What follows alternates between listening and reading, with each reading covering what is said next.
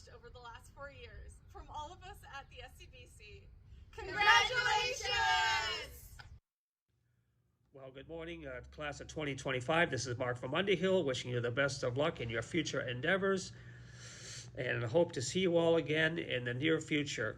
And again, thank you and good luck to you, and thank you very much. And I hope to see you all again soon. All right, take care. Thank you. Bye-bye. Hey, class of 2025. We here at Purposeful Work are so happy for you. We're really excited to watch you succeed on your next steps. Enjoy graduation weekend, and congratulations. Woo! Congratulations to the Bates College class of 2025. I hope you take a moment to think back about this milestone moment in your life, and best of luck for everything ahead. Don't forget about Bates. Please come back and visit often. Love to see you and hear about what you're doing in the world. Again, congratulations to the class of 2025. Hi everyone, John Cavallero, Rhetoric, Film and Screen Studies, just popping in here to offer my heartiest congratulations to the Bates class of 2025. In particular, I want to send a quick shout out to my thesis advisees this year. That included Garrett Glasgow, Matthew Hamilton, Emma Sablon, Kellen Seth, and Kyle Woodworth. And I'd also like to thank Kyle and Garrett, as well as Sophie Wheeler and Summer Barnett for their contributions to the Bates Film Festival last year. So thank you for all that you have done for Bates during your time here. Please be as proud of your accomplishments as we are of you, and do keep in touch. It's your Den crew. Hey guys. We just want you all to know that we're totally gonna miss your grilled cheese and bacon sandwiches. But more importantly, we're gonna miss you guys the most. Yes, we will. We love you guys. Best of luck. Wishes, absolutely. Miss you. Yes. Always. Yeah. Class of 2025, we've watched over you. Kept you safe around the clock. And been here whenever you needed us. From all of us at Campus Safety. Congratulations, graduates. Stay safe out there. Congratulations, class of 2025, on reaching this incredible milestone. As you step into your next chapter, know that you are now part of a global community of Bates alumni who are cheering you on. We can't wait to see the impact you make on the world and to welcome you into the alumni family. Félicitations et bonne route. Congratulations and happy trails. We're going to miss you. Congratulations to our 4 graduating seniors. We're so proud of you, Anna, Maria, and Amanda. And best of luck with whatever you do next. Once a Bobcat, always a Bobcat. See you soon, cats. Class of 2025, from your first ID swipe as a first year to your final days on campus. We've been here securing your journey every step of the way. Congratulations, graduates! Return your keys! Hey seniors, this is Anita Charles in the Education Department, and congratulations. I wish you all the best. Congratulations, class of 2025, and congratulations to the families that got them here today. Woo! Bates, class of 2025, you did it. You are here. This is the day you've been waiting for. We hope you're enjoying the day. I hope that you know that you've left a mark on this campus, and we cannot wait to see the mark you're going to leave on the world, because you know that we know you will. We are so incredibly proud of you. Keep shining.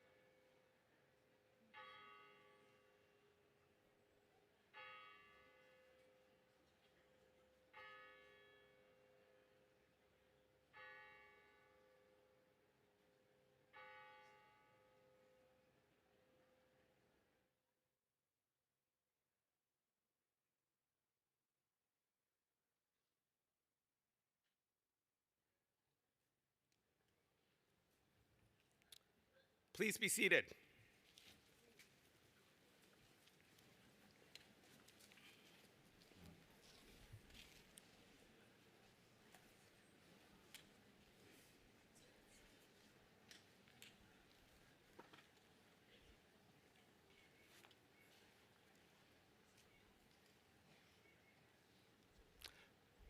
Good morning, all. I'm Gary Jenkins. I'm the 9th president of Bates College, and it is my honor to welcome you to the 159th commencement of Bates College.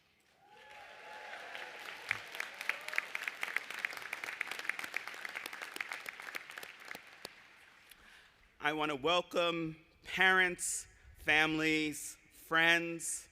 I also want to welcome our esteemed special guests, today's recipients of Bates honorary degrees who are seated here on the platform. I also want to welcome members of the Bates Board of Trustees, including our board leaders, themselves, all Bates alumni and Bates parents. Chair Greg Errett, class of 91, Vice Chair Jean Wilson, class of 81, and Secretary Katie Frecco, class of 95. And welcome Bates faculty and staff, and of course, welcome our graduates of the Bates class of 2025.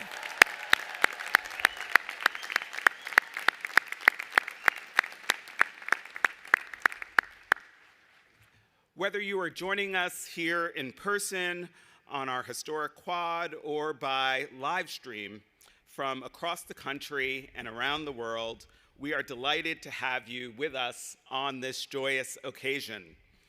Before beginning our program, I'd like to invite you to join me in thanking the events and facilities staff and everyone who worked so hard to prepare this event so beautifully. Let's thank them.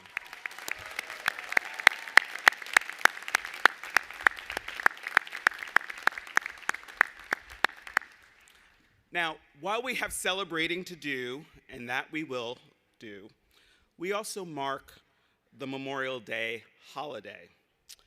We remember what it means to believe in and fight for our country, our democracy, our Constitution, and the rule of law.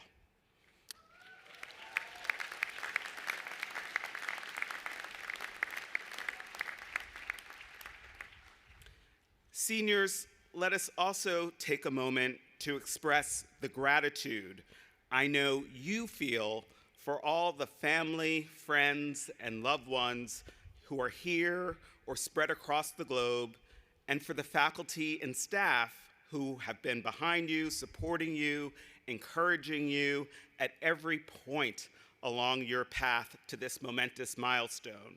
I invite you all to stand and show them your thanks and appreciation.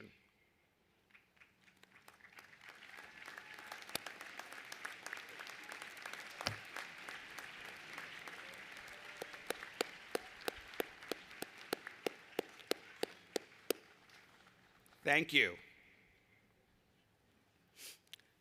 Members of the class of 2025, you are a remarkably accomplished group. 504 of you will march across the stage this morning, representing 38 states in the District of Columbia and 31 countries. 62 of you are the first in your family to graduate from college.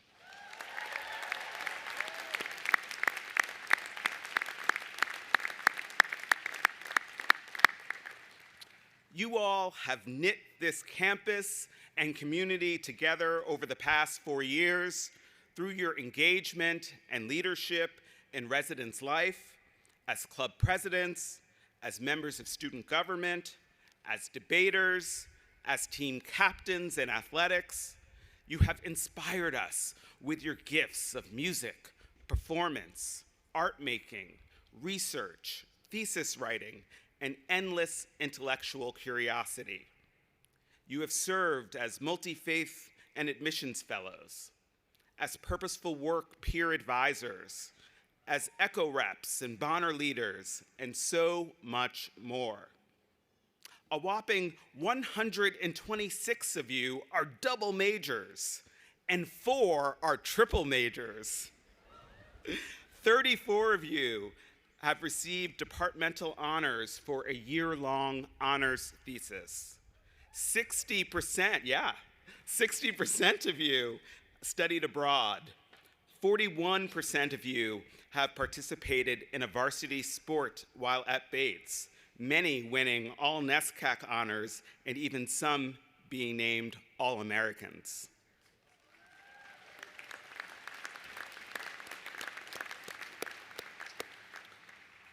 Four of you were recently selected to perform at the internationally renowned Jacob's Pillow Dance Festival this summer.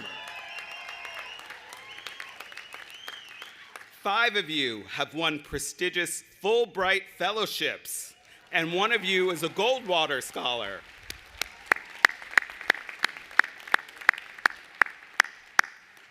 All of this you have achieved while also giving back, especially here in Lewiston, supporting the work of over 100 off-campus schools and organizations through research, volunteering, community work study, and course-based projects. You are off to continue your education in fields like law, applied math and statistics, counseling, international relations, and nuclear engineering. You will study at Johns Hopkins, Columbia, the University of Chicago, the University of Michigan, and more. You are launching exciting careers in banking and finance in New York, in medical research in Boston, in wilderness adventure leadership in Wyoming, in government in Washington, D.C., and so on and so on. And some of you are still deciding what's next, or taking more time to open up the doors you wish to walk through. We are excited for all of you. We know that your liberal arts education will leave you well poised to flourish and make meaningful contributions in whatever you pursue. The world needs Bates graduates, always, but perhaps now more than ever. You've probably heard more than once that these are uncertain times, perhaps so much so that you may be a bit tired of hearing it. And if you're like I was, as a soon-to-be college graduate, you maybe feel like you've got uncertainty enough about your own next steps, your own life journey, let alone without regard to national and world events and issues to pile on top of that. But friends, I've got good news and bad news. I'll give you the bad news first. There will always be uncertainty. Life is defined by change, by the unexpected, by the yet unknown and the always unknowable. The degree of uncertainty and the effects it has on you personally will fluctuate, but uncertainty is a fact of life. Now, of course, you don't need me to tell you this. You know it already. You all finished high school and started college in the midst of a global pandemic. You know about uncertainty. But that's the good news. You've already faced uncertainty. You understand it. And you have the tools you need to manage it for yourselves and to confront and lessen it for others. The world needs Bates graduates. The world needs you. We need you to bring the tools, the talents that you've acquired during your time on this campus for lives of leadership and purpose, ameliorating uncertainty, fueling prosperity and innovation, standing up for what's right, caring for those around you. The world needs your power of deep critical thinking, and sparkling creativity to find solutions to problems and better ways of operating. The world needs your sense of justice and ethics, your dedication to something beyond yourself, your willingness to ask difficult questions and assess the substance of the answers you are given. The world also needs something else, and dare I say it in front of the world's foremost expert on the topic, but we need your grit, your fortitude, your perseverance, your sustained commitment, even in the face of challenges, setbacks, plateaus, disappointment, or failure. The world needs your voice, your heart, your mind. Now, let me be perfectly clear. Should there be any doubt, this is the promise and value of a liberal arts education. It's at places like Bates that we prepare students to think critically, to problem solve, to engage across difference, to connect both the dots and with each other. And then those students become graduates who contribute to their communities around the world in all their vibrancy, diversity, and complexity. We believe these are the elements of a meaningful life for our graduates. We believe they are also the elements that drive change for the better, for the greater good. This is why higher education is essential for a healthy democracy. This is why Bates is essential.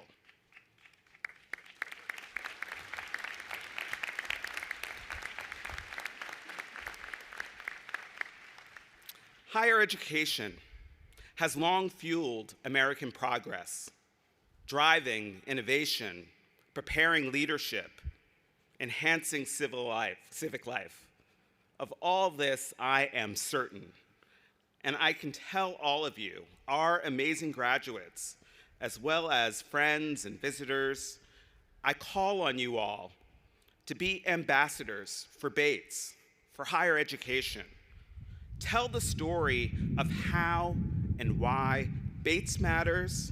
Tell the stories of other colleges and universities that are important in your life. Talk about the doors that have been opened up by higher education. Share with others the excellence that lives in this place.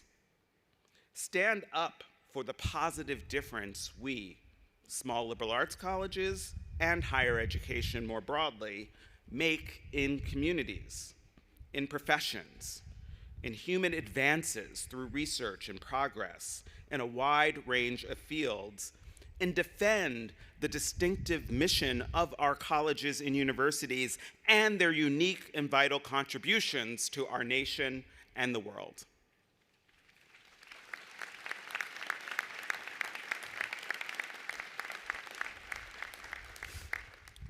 Yet, even when I hold fast to the enduring power of education to shape lives and propel the world forward, I still feel plenty of uncertainty too, born in this particular moment, this fraught and fragile time.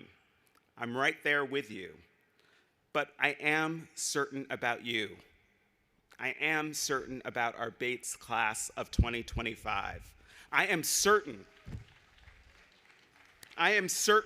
that you all are ready for the future. I have loved getting to know you. I take joy in seeing your close and warm relationships with one another.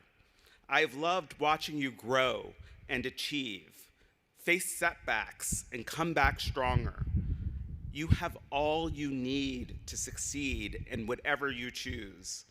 And whatever you choose, wherever life takes you, your college community will be here cheering you on.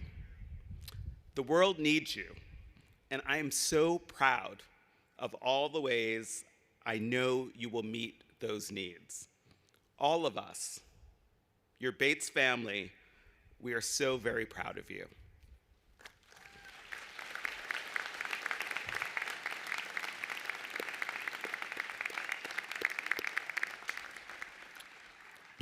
Thank you so much. It is now my pleasure to introduce the senior speaker from the class of 2025, Annika Patel.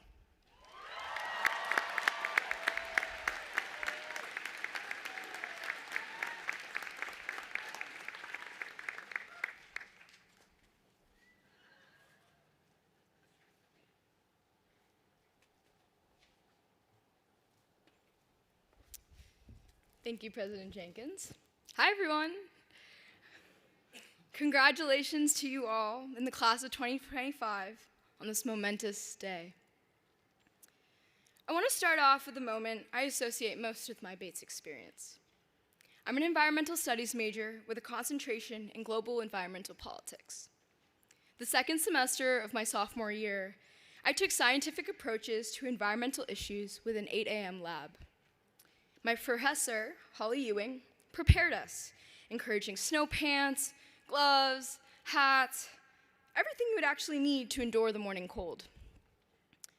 Now, I also grew up in the Boston area my whole life, so I figured, how much colder can Maine winter really be?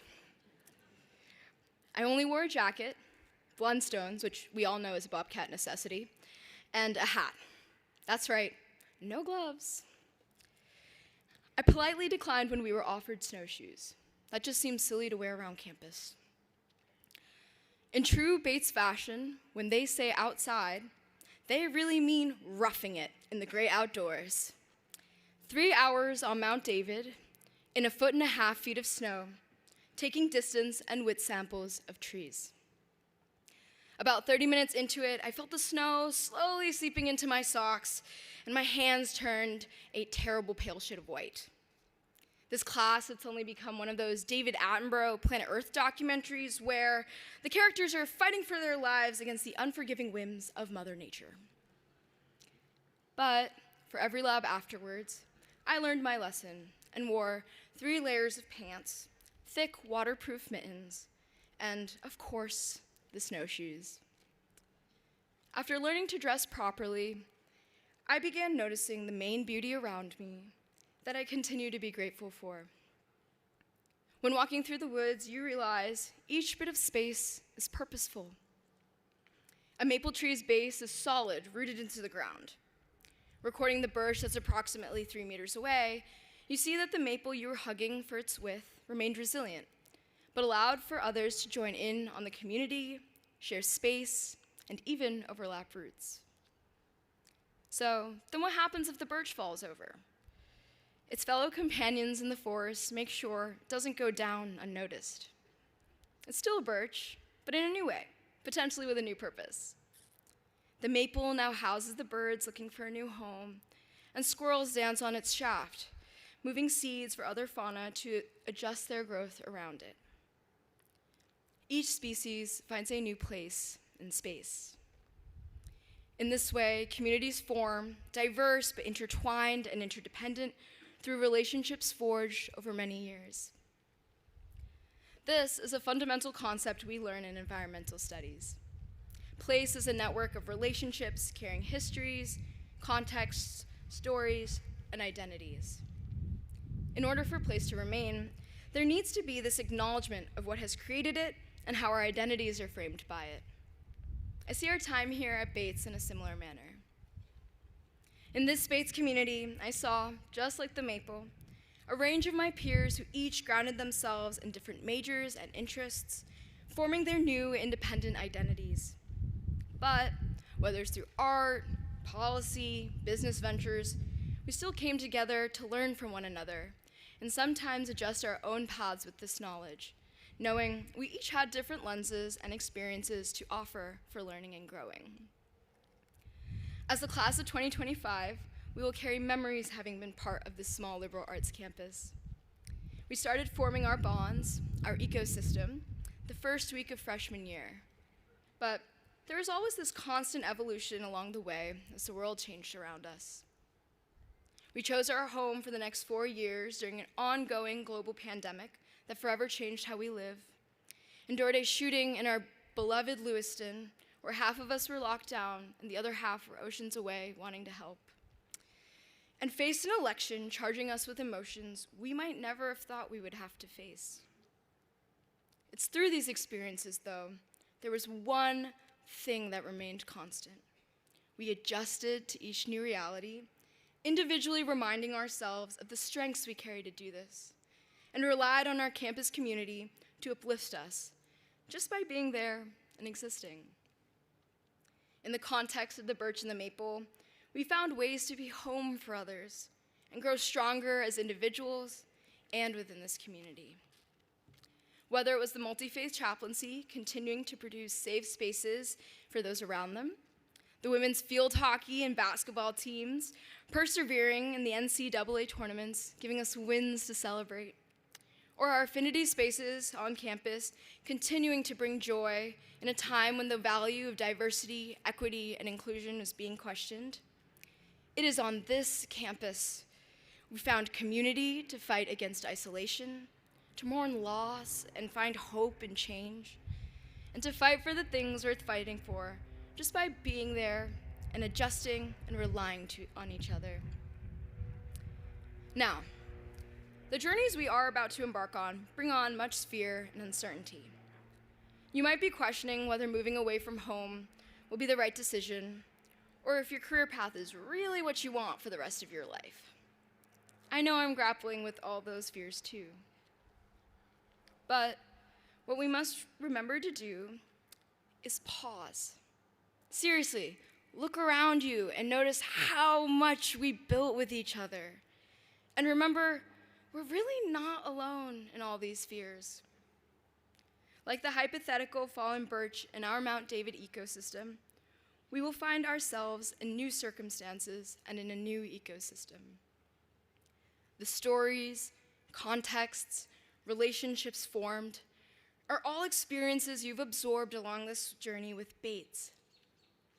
We can be confident that these skills, the ability to connect, to communicate, to respect, to flourish, are not easily forgotten. In our small liberal arts campus, we have faced so many challenges and always found ways to solve them through fostering a community that valued our own identities and cherished others'. There is no doubt we will be able to grow and thrive in whatever communities we become a part of in the future because we have Bates. So, as you all go out into the world and make your mark, remember that like the trees standing their ground on Mount David, uplifting the species they interact with, we too will have this place. We will always have these histories we've created in our back pockets, and their memory will be a reassurance to stand tall, stay grounded in who you are, and be courageous in this next chapter of our lives. Thank you.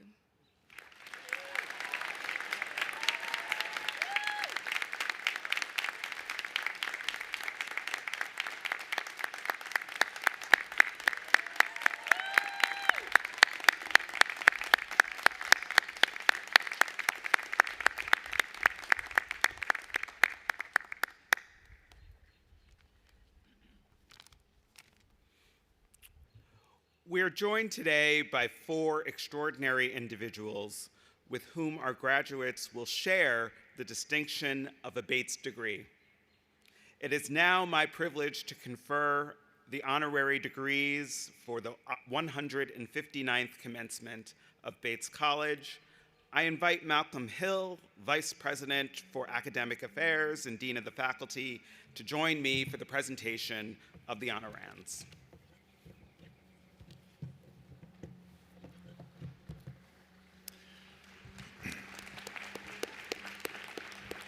President Jenkins, I present Mary Bonato.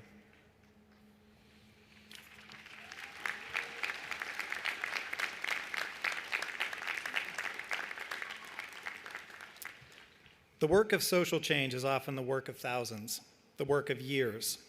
Often it is the work of generations. So while we recognize our first honorand for her extraordinary contributions to the common good broadly speaking, and to marriage equality in particular, we acknowledge, as we know she would want us to do, that hers have been just two among many hands pressing at the limits of equal treatment for all people over recent decades.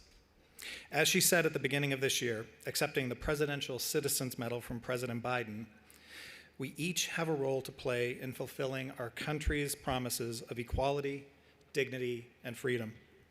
She has played her own essential role to ensure the fulfillment of these promises as Senior Director of Civil Rights and Legal Strategies at GLAD Law, GLBTQ Legal Advocates and Defenders, where she has worked since 1990. She has been involved with key legal cases related to discrimination based on sex, protections for parents, rights for students, free speech, and much more. She is perhaps best known for her work for marriage equality, including, in 2015, her successful argument before the United States Supreme Court in the case of Obergefell versus Hodge, which established the freedom to marry for same-sex couples nationwide.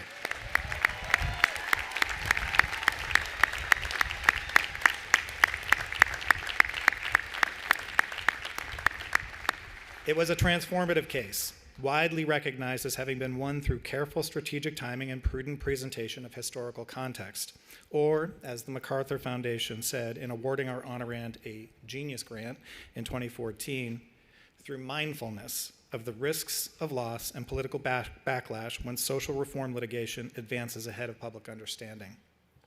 In all of this, we see her own liberal arts training gained at Hamilton College and a model for our own graduates: deep critical thinking, argument grounded in fact, empathy for others, strength of purpose. And in her career and her contributions to a more equitable society, we see the realization of her own hopes. As she has said, "For me, it's about freeing up people to be who they are, have choices, and be part of the ever-widening circle of belonging."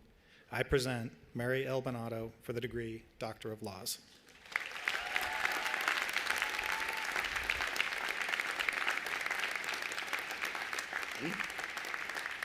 Mary L. Bonato, with clarity and conviction, prudence and persistence, you have helped widen the circle of belonging and remind us why this matters in a democracy.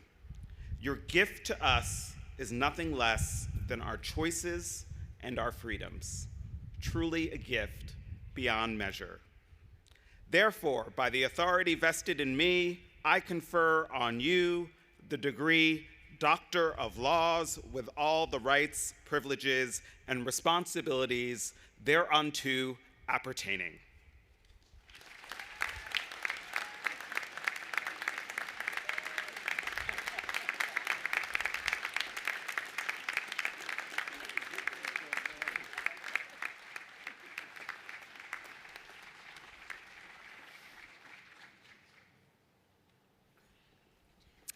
President Jenkins, I present Stanley Nelson.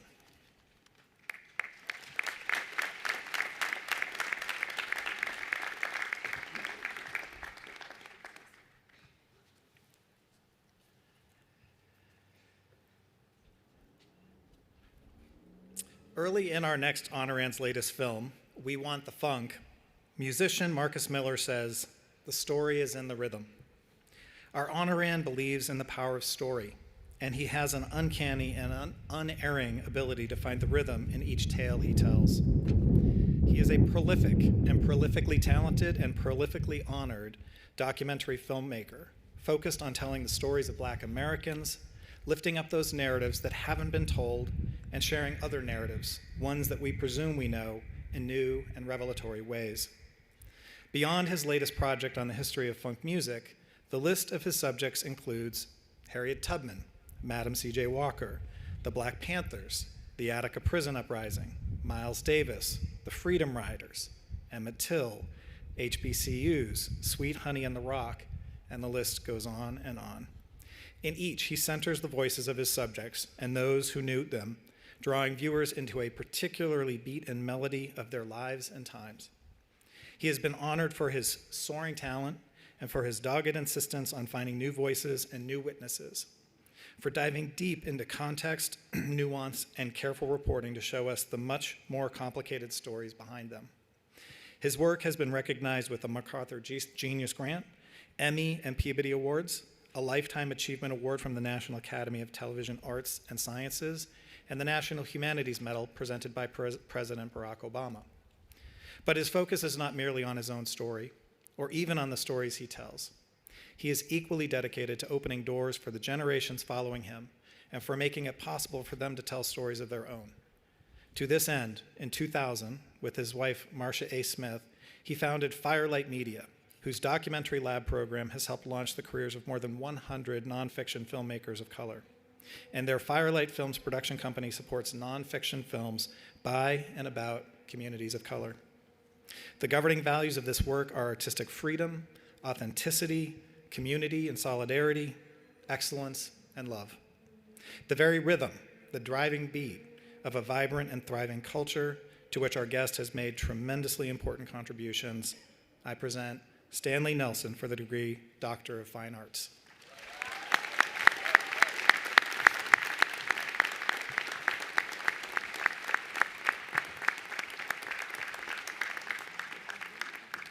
Stanley Nelson, for the voices and for the stories, for bearing witness and bringing the focus as well as the funk, for reminding us what authenticity and artistic freedom truly mean and why they truly matter.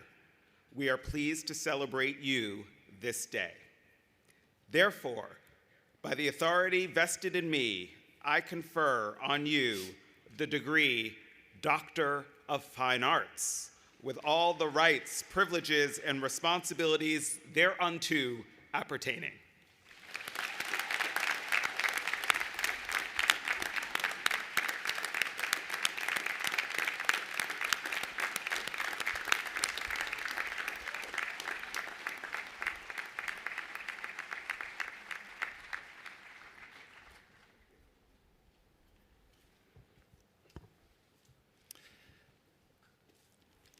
President Jenkins, I present Deval Patrick.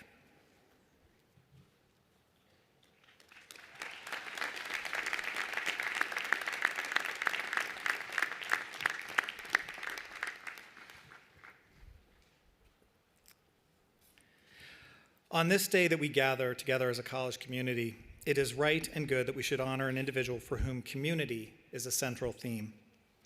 For our next honorand, community provides not only the through line of his life and career, it is a value deeply held, frequently cited, and powerfully enacted. He speaks often of the network of support centered in his family and extending to caring and attentive teachers and summer camp leaders and friends that gave him early lessons in confidence, connection, and concern for the world beyond the self.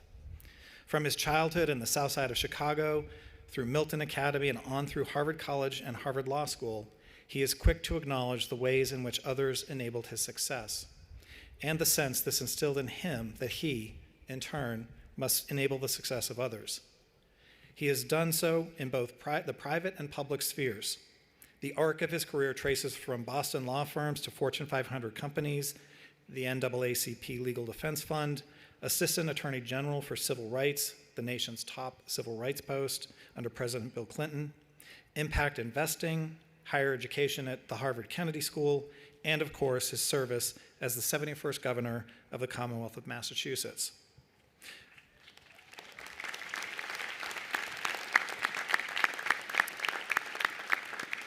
While in office from 2007 to 2015, he sought to improve the experiences of his community with a focus on student achievement, healthcare coverage, entrepreneurial activity, and veteran services. He was applauded by the Human Rights Campaign for his defense of Massachusetts' first-in-the-nation law allowing same-sex marriage. He was likewise commended for positioning the state as a global leader in biotech and as a national leader in clean energy. And when he entered the presidential race in 2019, he said he was running in a spirit of profound gratitude for all the country has given to me and with a determination to build a better, more sustainable, more inclusive American dream for the next generation. A member of a community dedicated to serving those around him, driven by belief in the brighter tomorrow, I present Deval L. Patrick for the degree Doctor of Laws.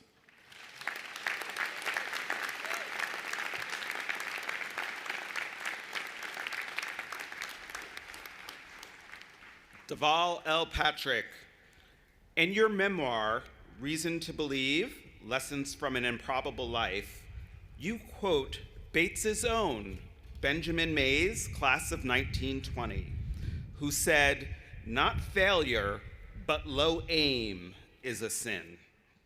For all the ways that you have aimed high and inspired others to do the same, for strengthening the power of community, for a remarkable career of leadership and service across sectors, we are honored to welcome you into the Bates community today. Therefore, by the authority vested in me, I confer on you the degree Doctor of Laws with all the rights, privileges, and responsibilities thereunto appertaining.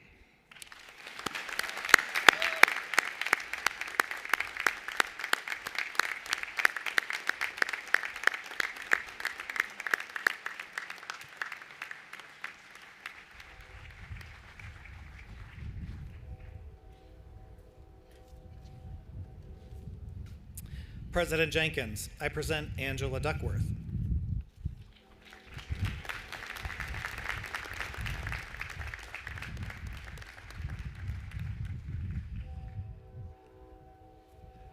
Our final honorand and our commencement speaker today is a psychologist and author who seeks to better understand human behavior and to use psychological science to help children thrive.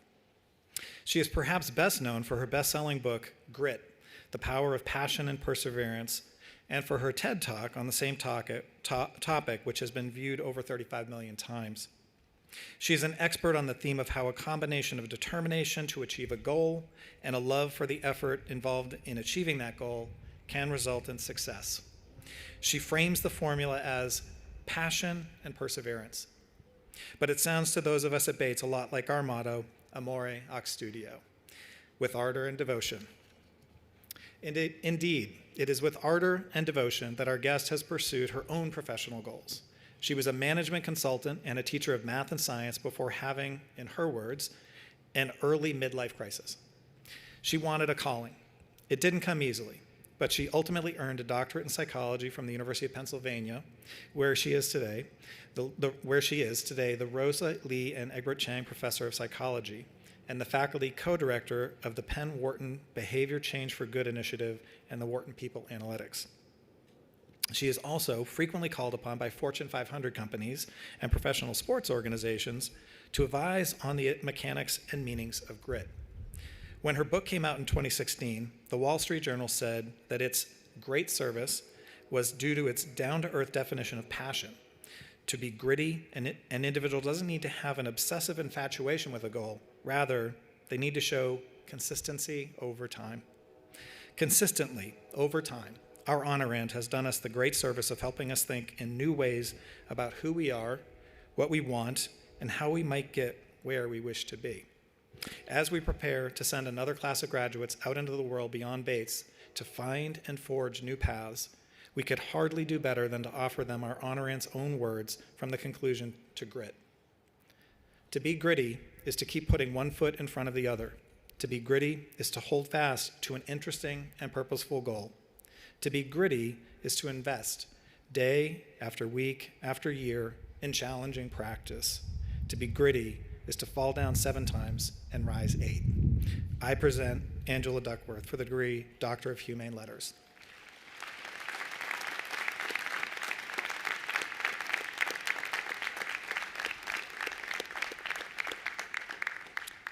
Angela Duckworth, with ardor and devotion, Amore Ac Studio, you have pursued intellectual study and become not only a leader in your field, but a brilliant communicator of science's practical meaning in the world. For your many contributions and for embodying and illuminating the ideals of meaning and purpose, we hope all Bates graduates find in their lives, we offer you our profound gratitude and appreciation. Therefore, by the authority vested in me, I confer on you the degree Doctor of Humane Letters with all the rights, privileges, and responsibilities thereunto appertaining.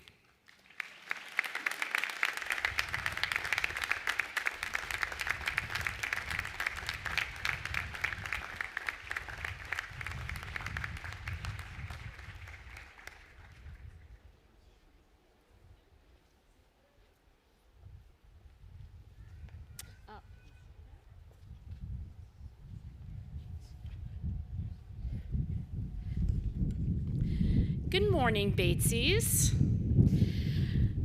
Oh, before I begin, President Jenkins, I'd like to ask you for a favor, if that's okay. Don't want to get distracted up here, so I wonder if you might hold on to my phone. Let me put it on silent. It is. Is that okay? Okay, thank you. Oh, one more thing. Would you mind if I held your phone too? I promise to give it back, swear. Yeah, thank you.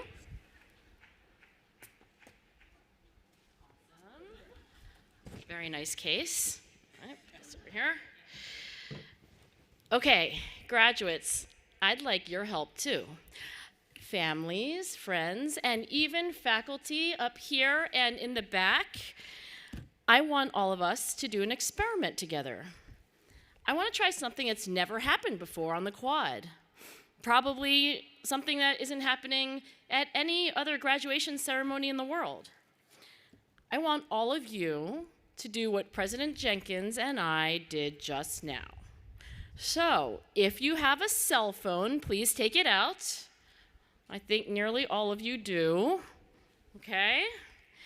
And I want you to hand it to a neighbor. Doesn't matter who, left or right, doesn't matter if you end up with two phones, but I don't want anybody holding their own. Is that okay? All right, we set? I've got President Jenkins covered. You handle your neighbor. And I really do mean this, parents, grandparents. Oh, and do make sure it's on silent, by the way. That would be embarrassing for your neighbor. Now, parting with your phone may be causing some anxiety, and I want to assure you that the withdrawal symptoms should abide presently. Graduates, as we celebrate your achievements, I want to talk about something that might seem trivial, but in fact has profound implications for your future success and happiness. Something as consequential as your major or where you land your first job. And that's where you choose to keep your phone. Where you physically place your phone just might be one of the most consequential decisions you make. And unlike some decisions, the choice of where you keep your phone is one you get to make over and over again, every hour of every day for the indefinite future. I've spent my career studying grit, goals, self-control, and this research has made one thing abundantly clear, and it may surprise you, because it definitely surprised me. Willpower is overrated. In study after study, psychologists like me have found that achieving what you want out of life has very little to do with forcing yourself to act in one way or another.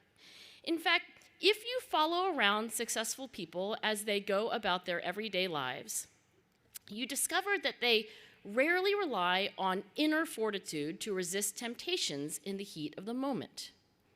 Instead, they avoid them altogether. In other words, successful strivers are exquisitely aware of how the situation shapes their behavior, and they deliberately design their situations in ways that make wise choices easier. Which brings me back to your phone. Your generation, Gen Z, is spending more than 6 hours a day on their phones. If you have a younger brother or sister, the odds are that they're spending even more time on their screens. Teenagers in the United States are now up to about 8 hours a day on screens. That's 56 hours a week, a full half of their waking lives. If being on a phone were a paid job, we'd be getting overtime. Now, each time you pick up your phone, you invite a cascade of notifications, messages, and images to hijack your attention. Each time you stare into a screen, you look away from what's around you. And research suggests that very often you do so reflexively, mindlessly, automatically. In other words, when you pick up your phone, you may be doing so as instinctively as blinking or breathing. 10 years ago, when I was researching my book, Grit, I interviewed athletes, artists, CEOs, scientists. They were all at the top of their game. Now, the word grit may make it sound as if these world-class performers just force themselves to do things, but that's not accurate. They love what they do, and because they love what they do, they create sanctuaries where they cannot be distracted from their craft. I didn't interview her for my book, but my mom is one of my very favorite artists. As a painter, she says it's nearly impossible to do your best work unless you have, as the writer Virginia Woolf once put it, a room of your own. My mom was in her late 80s when she marched down the hall of her senior living community and knocked on the door of the manager. "Could I use the unoccupied apartment 1 floor below mine?" she asked. "Why?" the manager wondered. "Oh, I need a place to work," my mom explained. "A room where I can get things messy and not worry about it, and where I won't be interrupted." The manager's answer? Yes. At the age of 87, my mom got, for the first time in her life, an art studio where she could paint to her heart's content. A room of her own. And that's where she paints today. Very recently, my mom told me she'd painted my portrait. It was the largest work she'd done in many years, a canvas 5 feet tall and 6 feet wide. When at last she was done, I couldn't wait to see it. And when I did, I couldn't believe it. My mom had painted me standing in an art gallery with red, white, and black sculptures in the background, as if I too were a work of art, a statue frozen in time. But you can't see my face because I'm hunched forward and looking down. And what am I looking at? What am I staring at so intently that I'm oblivious to all the beauty around me? Some of you have guessed by now. And you're right, my phone. When I asked my mom why on earth it was that she chose that particular composition, she said simply, "Oh, that's how I see you most of the time." Of course, I rushed to defend myself. I pointed out that when I'm on my phone, I'm not playing Candy Crush or scrolling through TikTok. But then, in the middle of justifying my need to pound through work emails, I realized something. The fact that I was using my phone every moment of the day to do work doesn't make it fine. At least, it doesn't make it fine by me, because I don't want to spend my entire life oblivious to what is going on around me. In my research, people who vow to spend less time on their phones typically rely on willpower to do so. But as I said, relying on willpower to rescue us from digital distractions is downright foolish. So what do we use instead? Something smarter than willpower: situation modification. Situation modification means using physical distance to create psychological distance. For example, if you don't like how your phone grabs your attention, directs your thoughts, triggers your desires, then push it away. On the other hand, if you do want something to take up more of your conscious awareness, art, poetry, a really good novel, keep it close as possible. The research on situation modification is remarkable. In what's now known as the brain drain study, Researchers found that when taking an IQ test, having your phone within sight, even if it's face down, lowers your score, while keeping your phone in a bag or in another room raises it.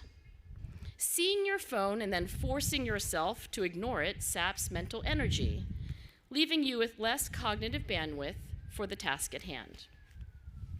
My research team has found a very similar pattern. In a nationally representative sample of teenagers, we found that students who keep their phone farther away while studying do better in school. The farther the phone, the higher the GPA. And there's more.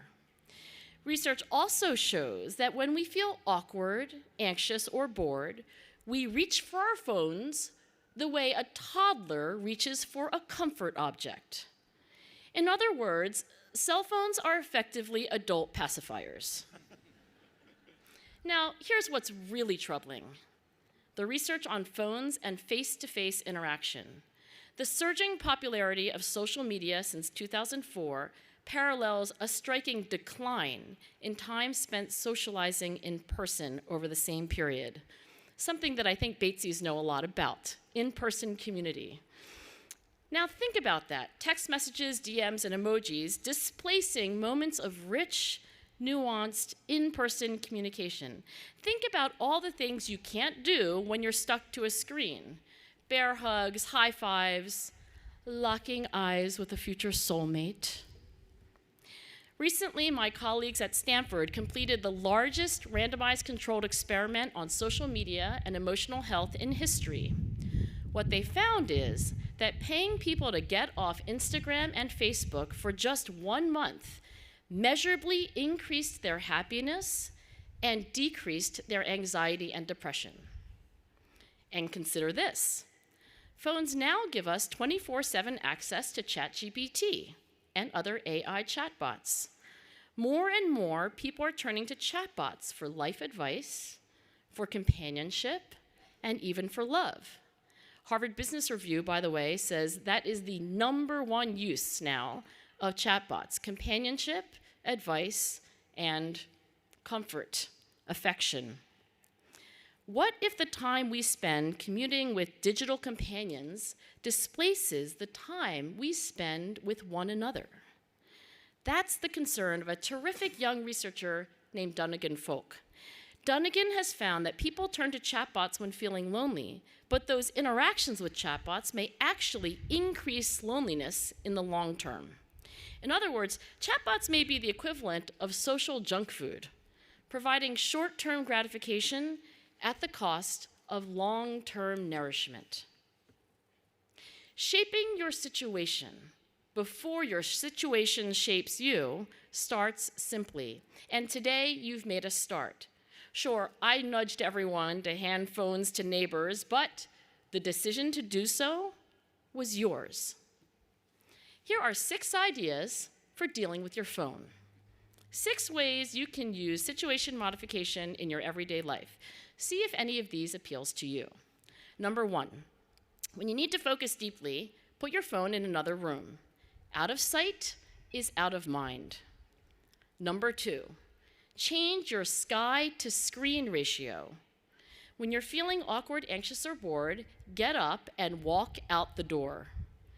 The blue canopy above, even on this cloudy day, well, it has no marketing department, no fancy algorithm to keep you hooked. But whoa, what an awesome alternative to the glowing blue rectangle in the palm of your hand.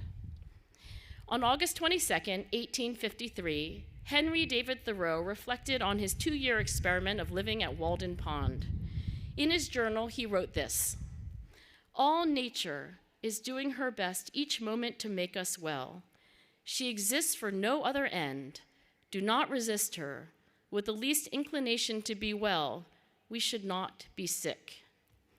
Unfortunately, very few of us are taking Thoreau's advice. These days, most American adults spend less than 1 hour a day in the great outdoors. So that's a sky to screen ratio of about 1 to 6. Only you know your own sky to screen ratio. Only you can change it. Number 3, when you're having dinner with people you care about, for example, this very evening, you might agree to keep your phones off the table, ideally in a zip pocket where your habit of reaching for it will be interrupted. Number 4, when you're behind the wheel of a car, keep your phone beyond arm's reach. Each year, distracted driving causes nearly 800,000 accidents, more than 300,000 injuries, more than 3,000 deaths. Number 5, don't keep your phone in your bedroom. As relationship expert Esther Perel says, if the last thing you stroke before bed and the first thing you caress in the morning is your phone, you are not moving in the right direction. And finally, number 6, when you decide deliberately that you want to listen to something on your phone, look up the Ezra Klein podcast featuring the British author Zadie Smith. When Ezra asks Zadie why she refuses to get a smartphone, she says this: I had one for 3 months in 2008 when it came out. Other people's opinions matter to me, as I'm sure they matter to everybody.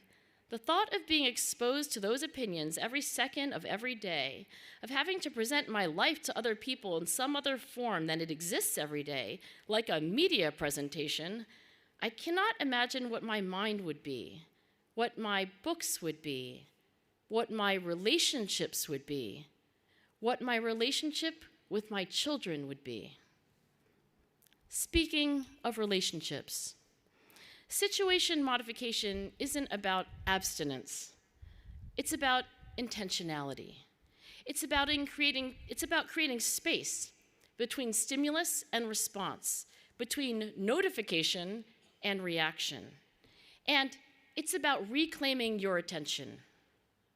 Here's something else to consider. At Bates, face-to-face conversations with friends, came built into your daily life. You lived together on campus, you studied together, at least sometimes, in LAD. Of course, you ate together in Commons. But starting today, maintaining your friendships will require more deliberate effort. You'll need to schedule time, travel distances, and prioritize showing up for the people who matter to you. All that becomes infinitely harder when your default response to free time is to dive into your phone. Now, some of you may be thinking, wait, my phone helps me connect with other people. And that's true, phones can connect us to people who are far away. But they can also separate us from the people right in front of us. How many times have you been alone together with a friend, physically present, mentally elsewhere, scrolling through feeds, pretending to listen?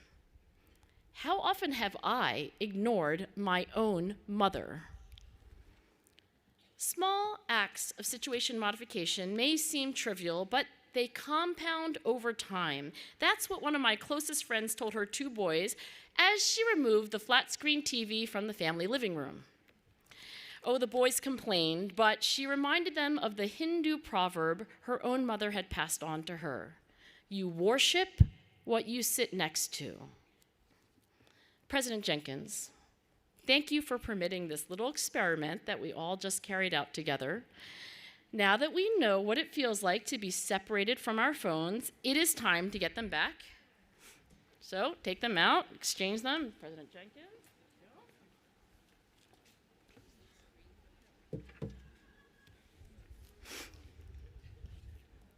Graduates, as you leave the quad today with your hard-earned diploma, walking for one last time beneath this beautiful canopy of trees, the trees that have witnessed generations of Bateses before you, I urge you to make a humble yet powerful vow.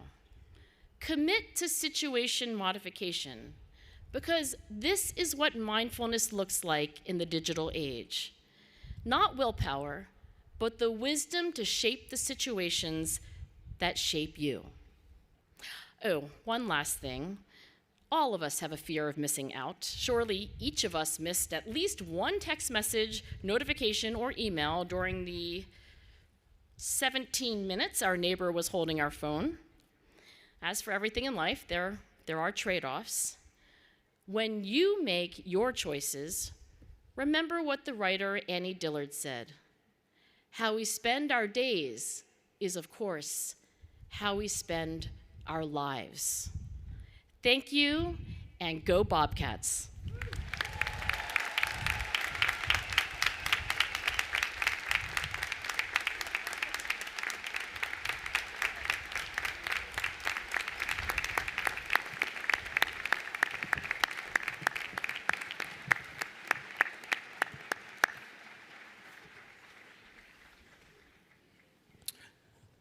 We are now at that part of the ceremony that you've been waiting for. The baccalaureate degrees for the class of 2025 will now be conferred.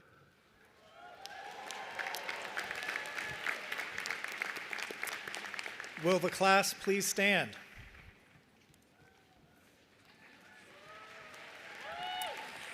President Jenkins, I have the honor to present those candidates before you and those whose names appear on the program. They have been recommended by the faculty as having completed all appropriate academic requirements for the degree Bachelor of Arts or Bachelor of Science, and they present themselves to you for the confirmation of their degrees. By the authority vested in me, I hereby confer on you the degree Bachelor of Arts or Bachelor of Science with all the rights, privileges, and responsibilities thereunto appertaining. Woohoo!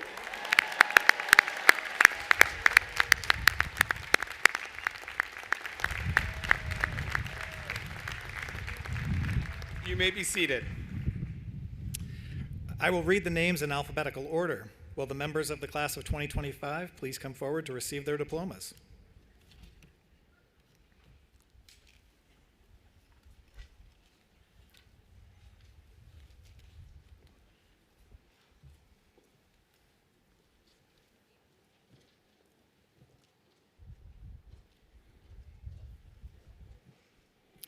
Benjamin Gregory 80.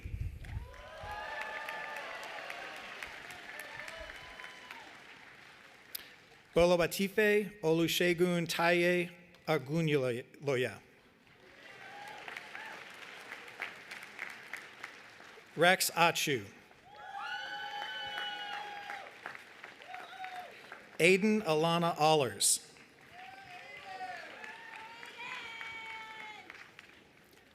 Aniza Ariana Ahmad.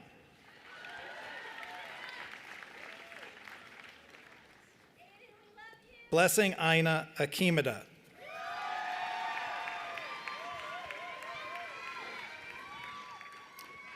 Esmeralda Alfaro.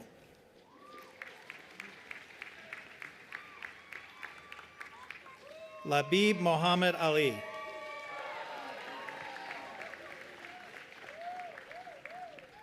Lua Ali Nasir.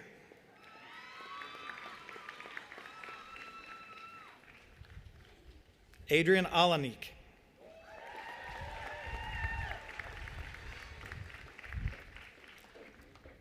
Amarachi Alozi.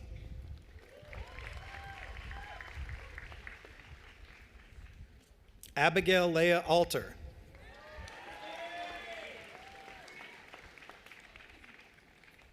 Maggie Elise Amin.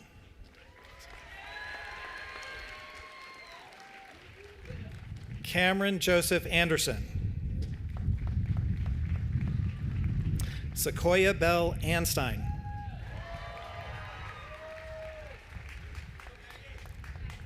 Kerrigan Laurel Anazuski.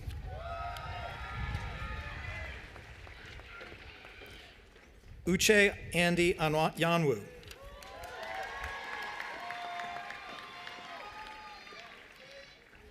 Sierra Luna Aponte Clark.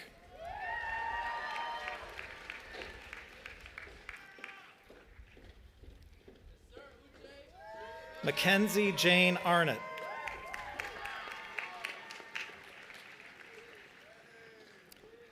Ryan Odemar.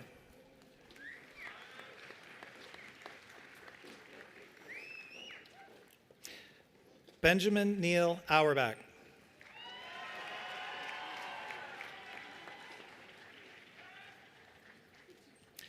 Ren Ald Brokish.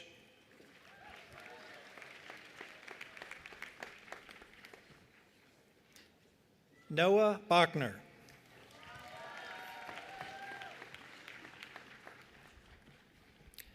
Helen Grace Badger.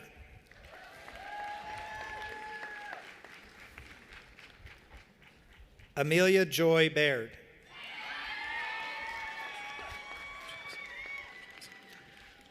Juhan Ojosa Baker Wainwright.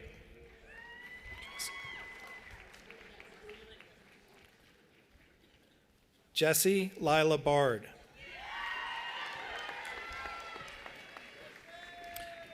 Lydia Davis Barker.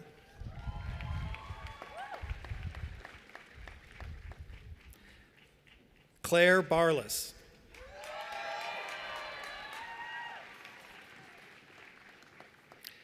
Emily Rose Barnes.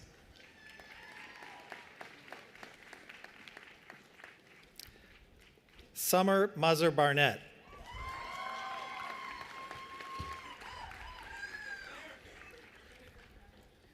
Ariana Barreto.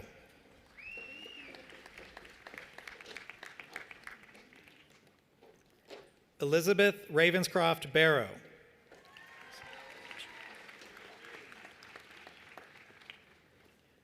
Ilyas M. Bashir.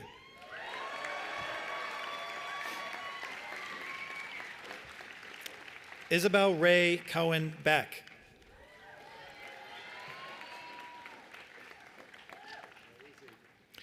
Oyuka Behari.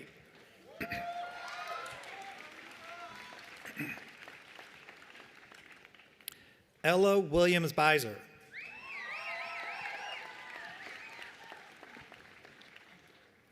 Nathaniel Naganuma Benioff.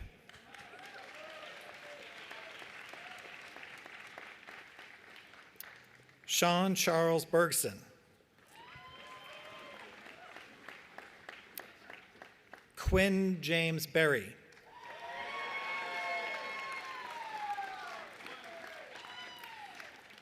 Joseph Richard Bianchi.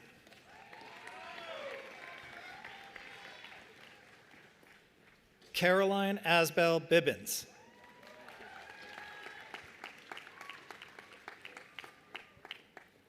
Brandon Anthony Bigane.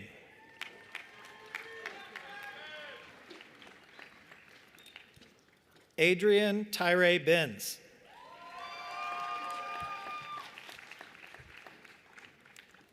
Gracie Ann Bloom.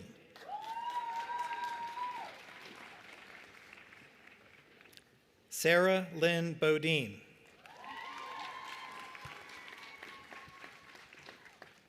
Claire Elizabeth Bomer.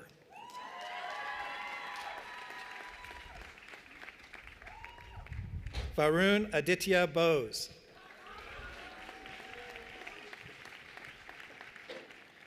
Colton Lee Bossele.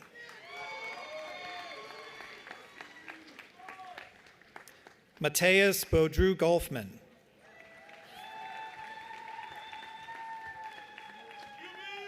Nyla Elise Boynton Jarrett.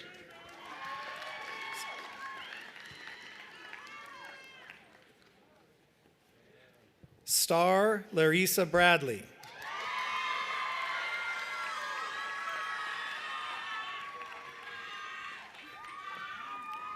Wilder Adams Brayshaw.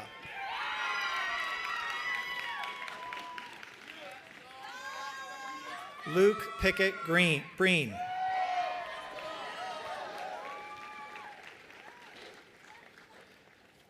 Charles Guston Breifogel.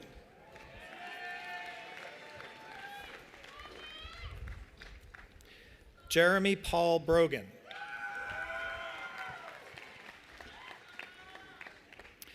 Lucy Hyde Bronstein. Julia Catherine Brophy.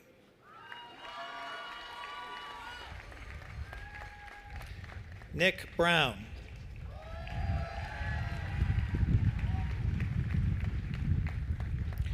Henry Michael Bruinings.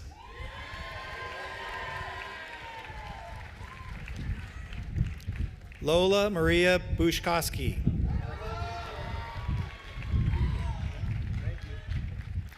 Maple Glory Elsula Bisher.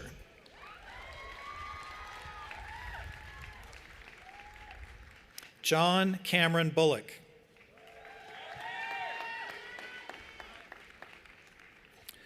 Dominique Natalie Bunnell.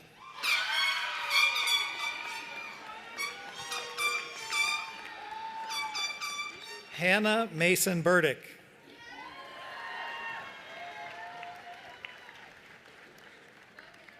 Timothy Aiden Butler. Julia Anon Pak Buzzacott. Thomas Allen Buzzacott.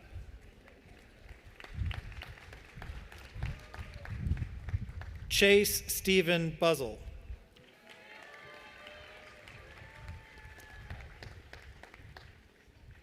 Christian Cesar Caballo.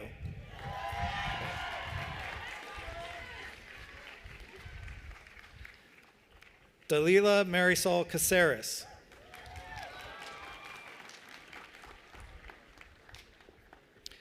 Calvin Edward Capelli.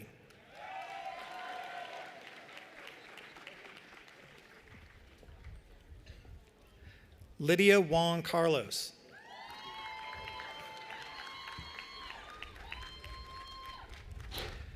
Jose Carmona.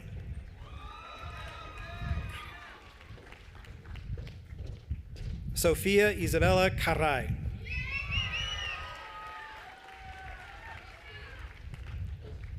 Angus Kane Carter.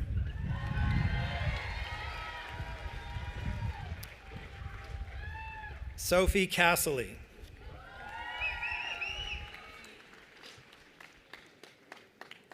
Timothy Joseph Castillo. Sophia Elizabeth Catalani.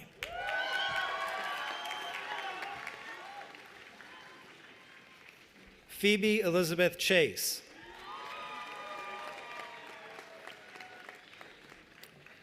Ethan Chun Keat Chan.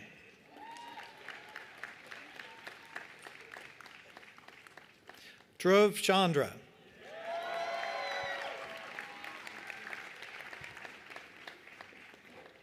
Tyler Ian Ho Chang.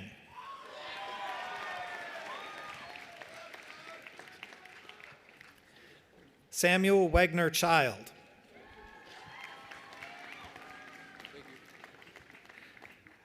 Nina Bryant Chosey.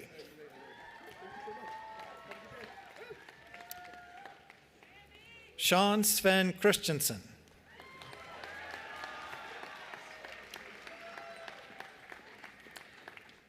Christina May Chu.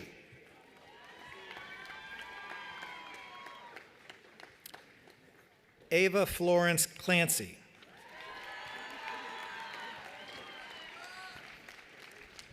Hopper Ann Sorge Clark.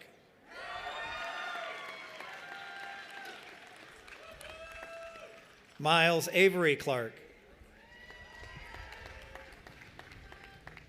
Ryan Thomas Clark.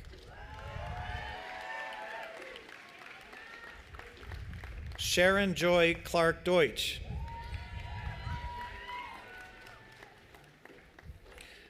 Simon Lawrence Clark. Nicholas Peter Clifford.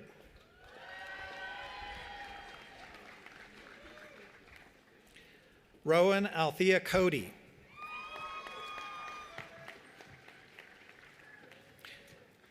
Anna Elizabeth Cole.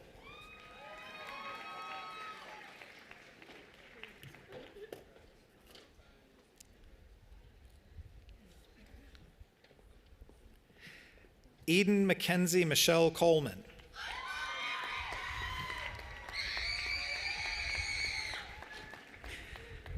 Sadie Jane Coleman.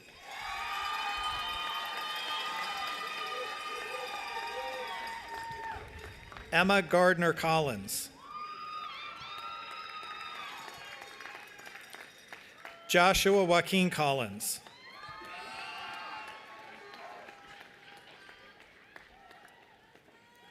Amelia Jean Comrack.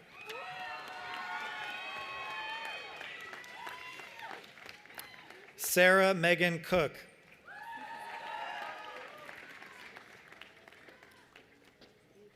Sophia Correa Sigert.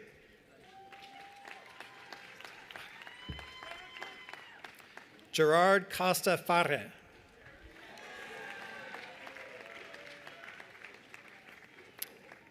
Luca Michael Costea.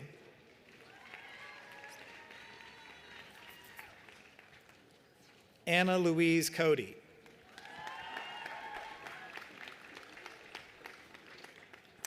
Elijah Nathan Chris.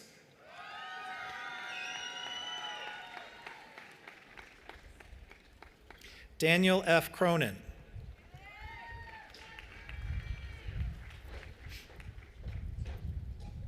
Patrick James Cullinane.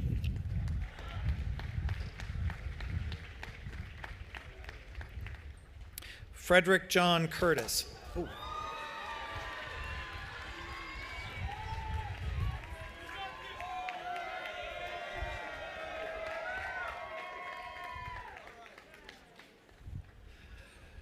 Matthew Colton Curtis.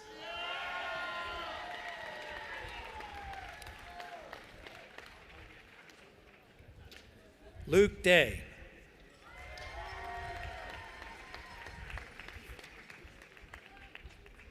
Margot Jane Danahy.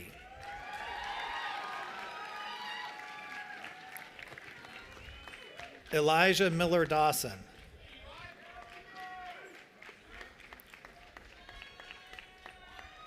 Isabel Caroline Demerit.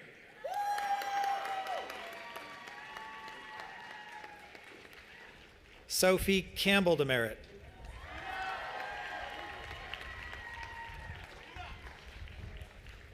Martine Walter Builder Denbone.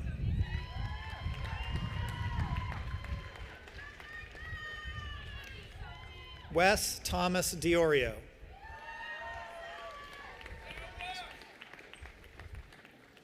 Mamadou Selou Diallo.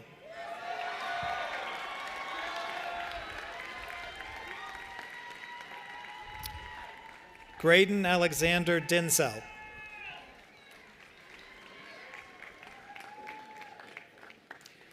Caden Donald Dow.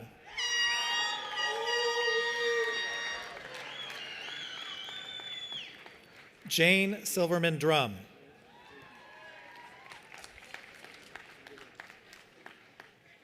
Lo Yi Duan.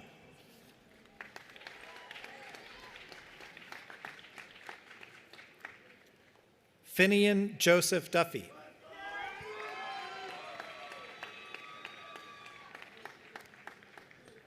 Kevin Tien Duong.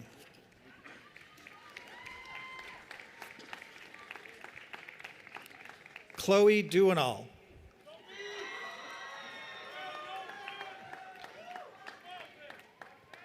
Riley Eaton.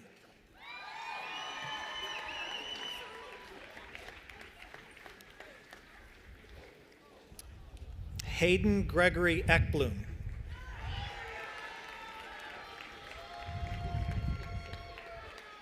Noah Cameron Edmonds Estes.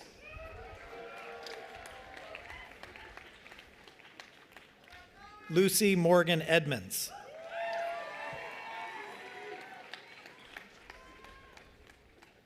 Miranda X. Eisenman.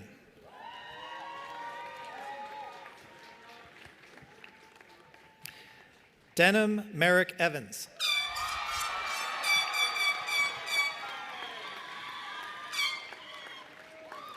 Denzel Augustus El Haj Malik Evans.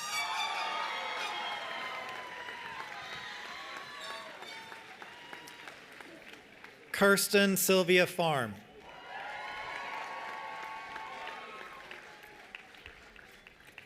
Richard Bates Feary.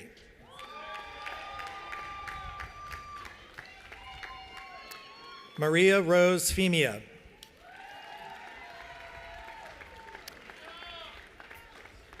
Owen Ellis Ferguson.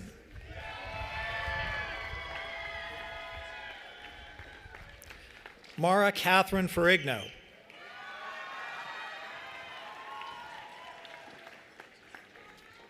Oliver Pierre Firmenich.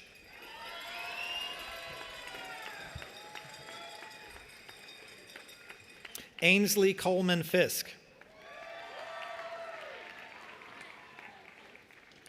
Grace Warner Flaherty.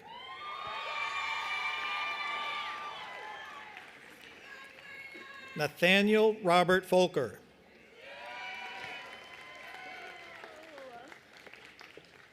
Isabel Noble Forcier.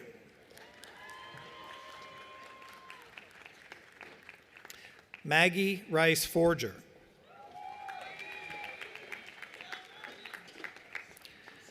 Noah Benjamin Foreman.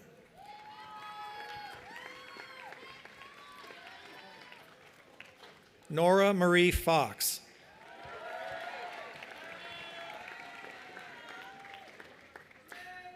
Owen Stewart Fox Welpton.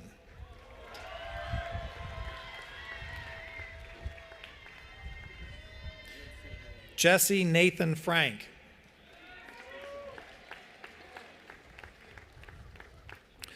Molly Abigail Franklin.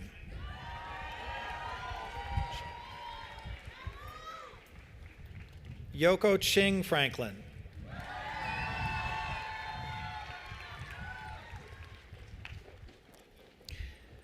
Elizabeth Anna Frecco.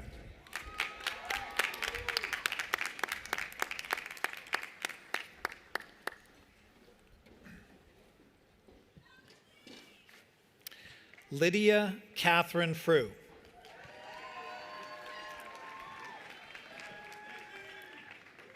Caroline Rose Friedman.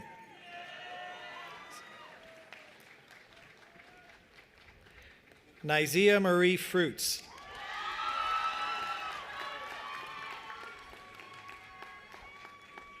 Devante Fuentes Williams. Good job. Mohammed Khalaf Gabsi. Daisy Elizabeth Gallagher.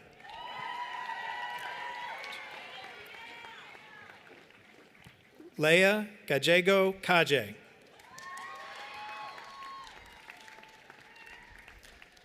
Samantha Elizabeth Gamber.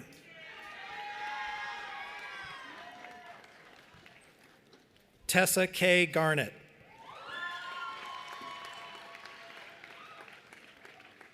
Emma Guy.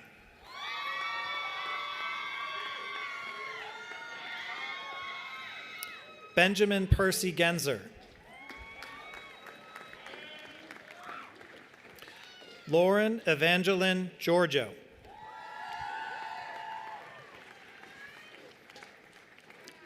Samuel Vincent Gary. Benjamin Mark Jesmondi.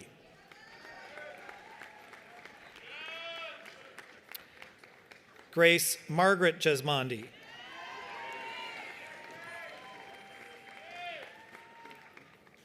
Camelia Gavami.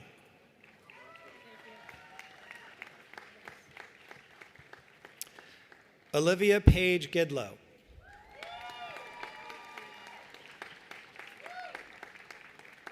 Charlotte Mary Gisborne.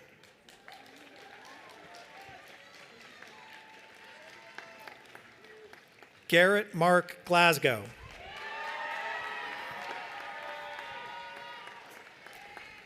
Emily Giselle Gonzalez.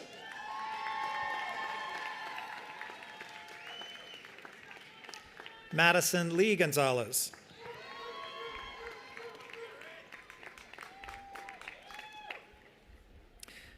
Megan Ray Gonzalez.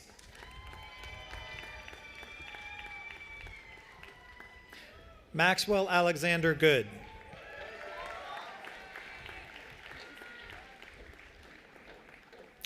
Hannah Danielle Goodman.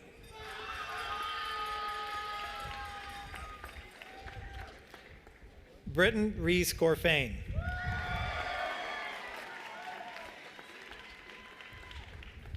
Stella Grace Bajosa Gould.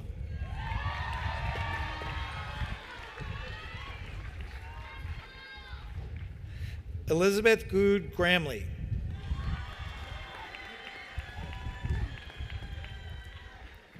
Colby Chu Green.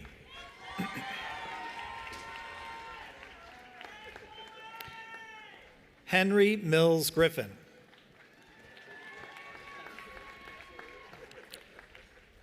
Chelsea Wright Griscom.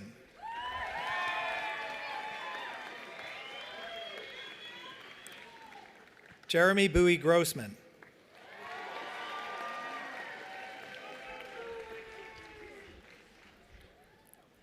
Owen Nicholas Haddad.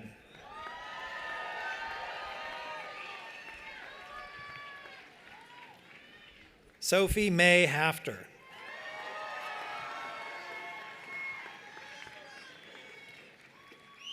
Miles Parrish Hagedorn.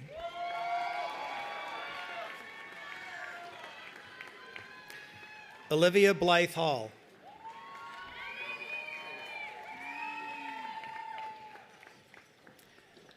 Yoel Halkai.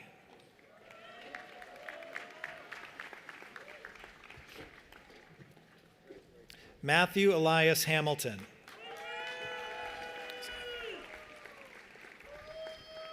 Philip Sanghu Han.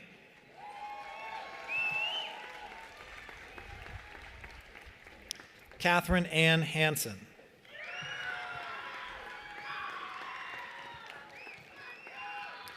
Shriver Harris Lukowski Hansen.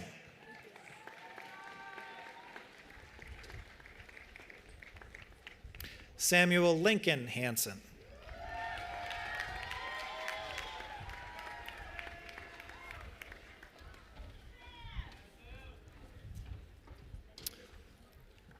Owen Hamilton Hardy.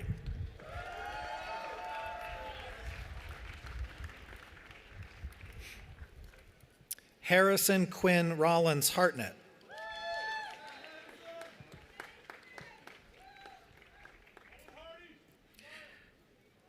Siyu He.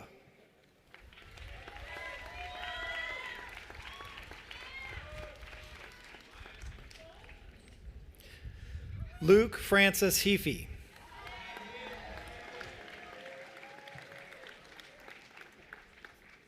Lucy Adelaide Hensley.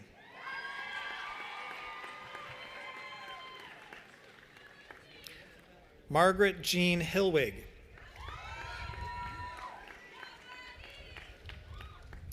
Wyatt Charles Hoffman.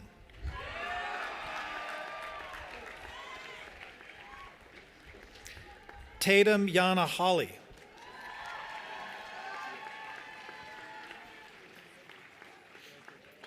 E.J. Holm.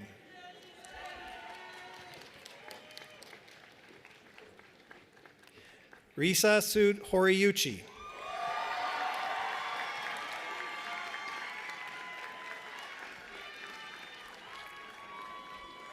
Justin Tyler Horton.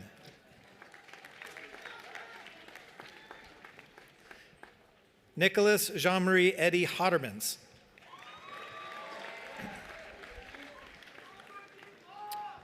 Grace Carolyn Hausholter.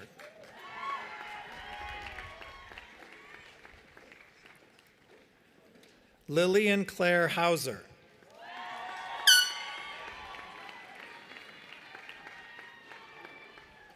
Jaylee Nicole Hovey.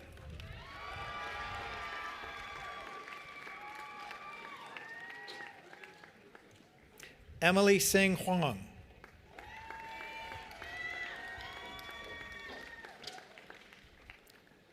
Gongxi Huang.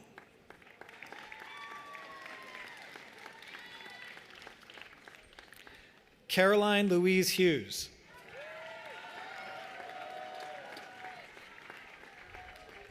Safa Sharmaik Hussein.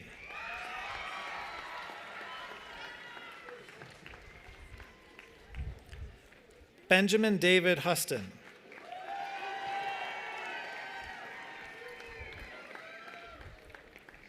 Eva Rio Hines.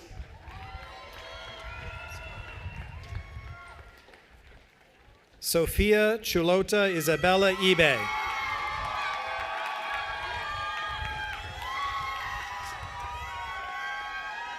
Darlene Irgiranisa Kagoma.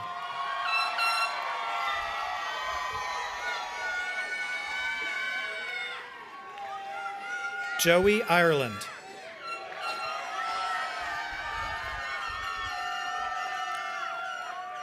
Elvira Kara Eshimwe.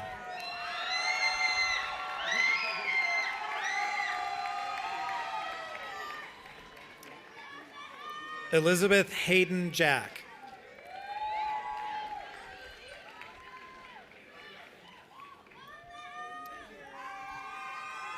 Noah Meyer Jaffe.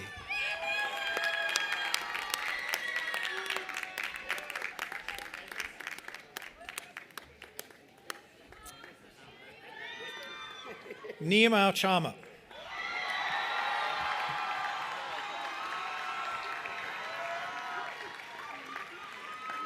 Kiara January.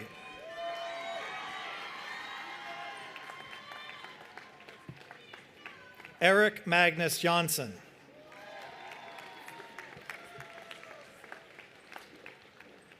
Jun Song Jun.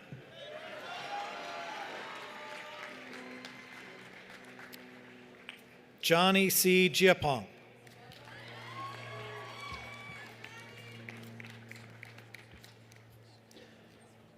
David James Jimenez.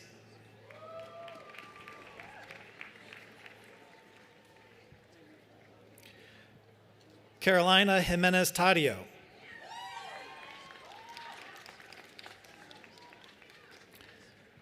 Olivia Rollins Joquin.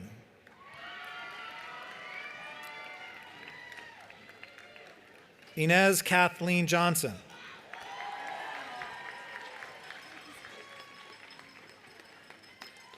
Micah Whitaker Johnson.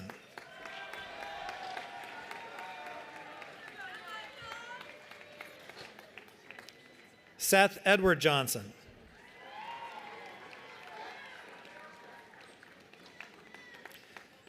Beatrice Catherine Johnston.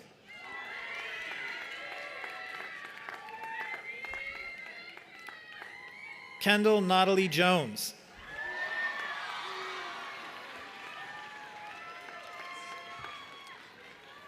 Lucas Ben Jordan.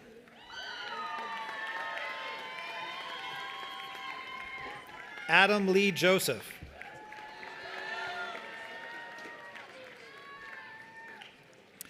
Maya Sonia Judge.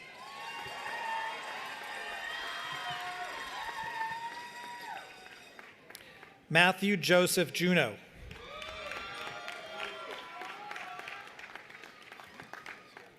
Kyle Parker Kagan.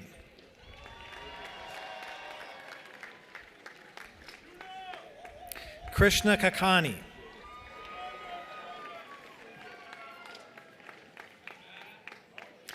Mariana Mercy Kaluba.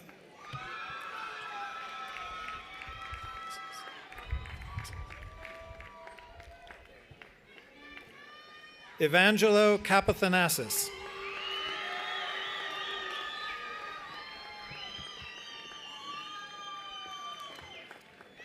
Sander Adam Katz.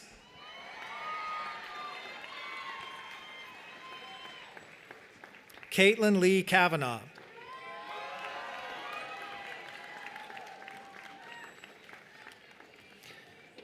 Miriam Grace Keller.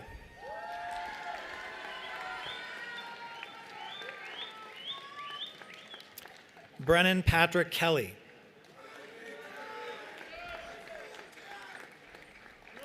Molly Burkoff Kelly.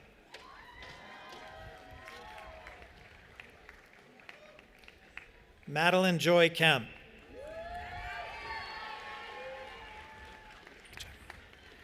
Clara Herbst Kennedy.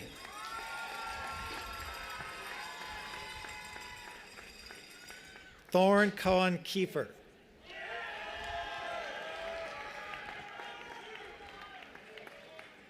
Matthew Daniel Kajowski.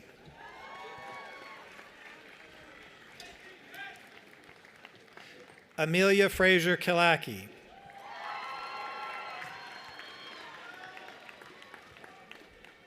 Jae-woo Kim.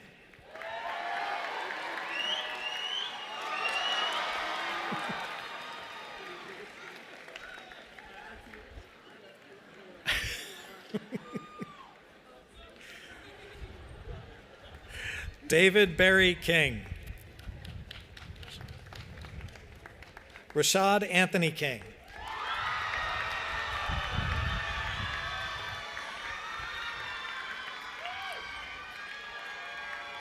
Celia Leahy Kirk.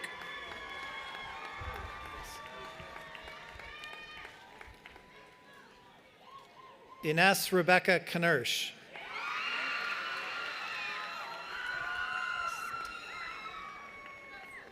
Stina Evelina Koch.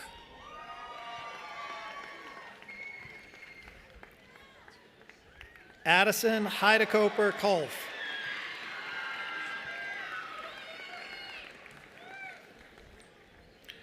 Margaret Adrian Kornfind.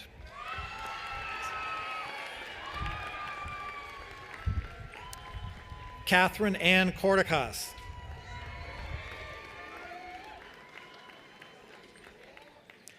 Aloysius Andrew Kremhelmer.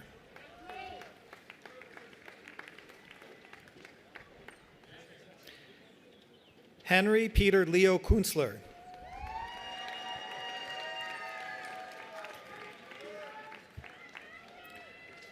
Madeline Quay.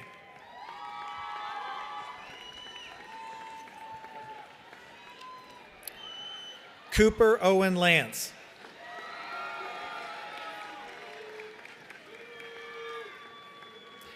Anders Pierce Landgren.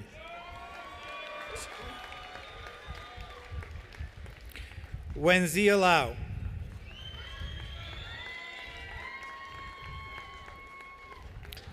Paul William John Larrabee.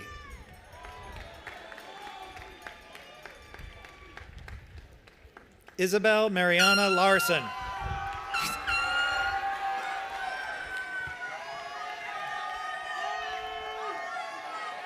Mohammed Latif.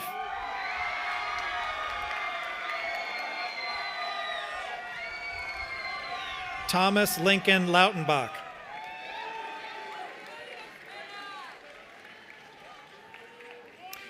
Avery Patricia Lehman.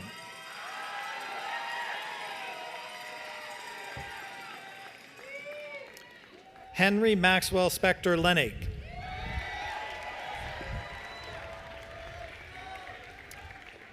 Daniela Levy.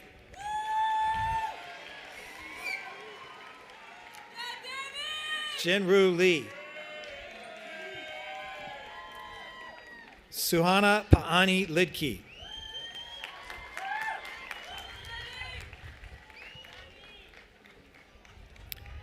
Anna Catherine Lina Lindice.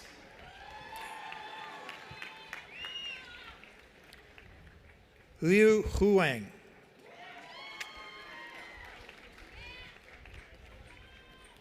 Alexandra Rose Long.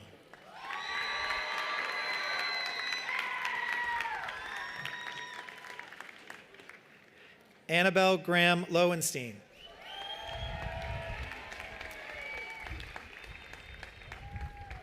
Alyssa Lowther.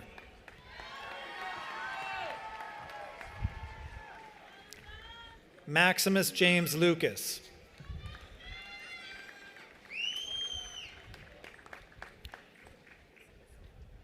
Joy Bora Lugunda.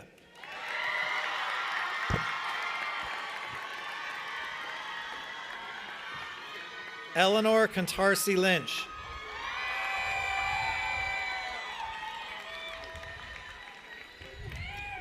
Naomi Grace Lynch.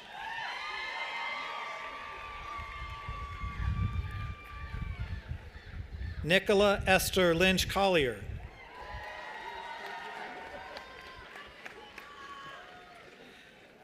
Dylan Lynch Quinones.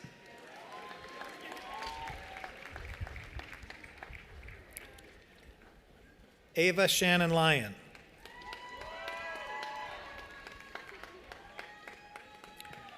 Manuel Machorro Gomez Pezuela.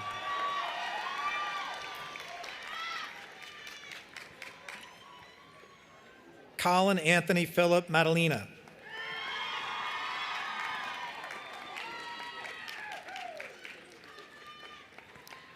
Adrian Rose Madonis.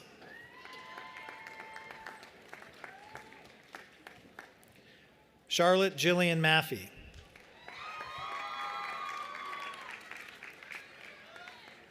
Anthony Wilson Malice. Abigail Brooke Marriott.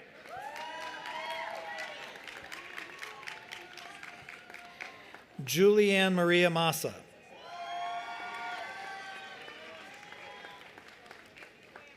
Anna Brigay Masumoto.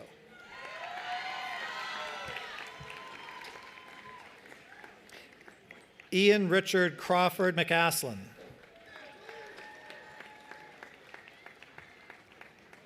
April Lizette McCall.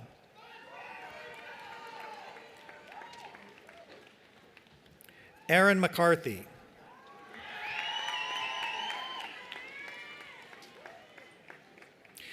Ava Mae McDonough.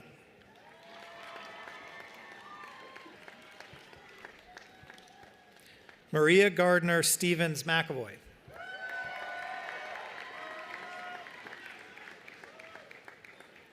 Christopher James McGrail.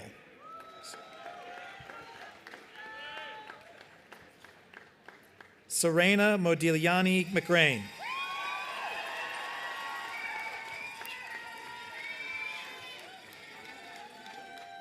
Rosemary Giaxiao McCurley.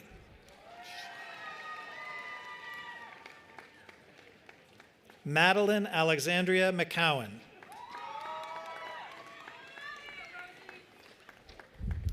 Garvin John McLaughlin.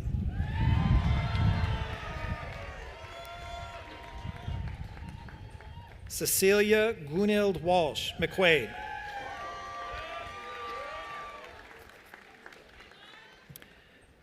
Madison Bradley Metler.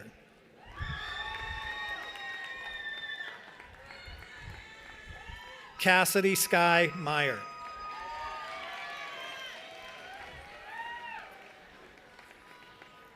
Ronald Parker Mazel.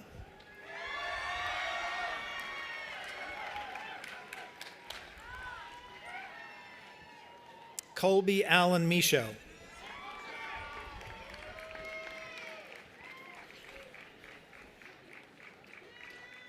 Benjamin Harris Miller.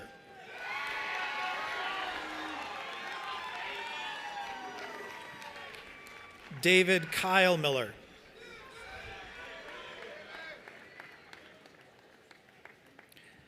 George Howard Miller.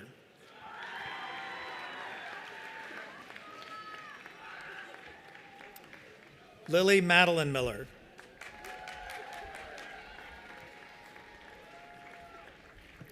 Miles David Miller.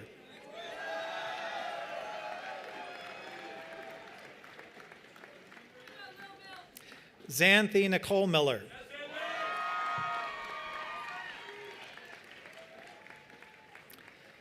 Jack Joseph McCarsky.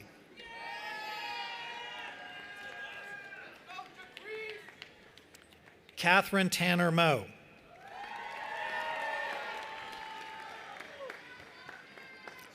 Sabrina Mohammed.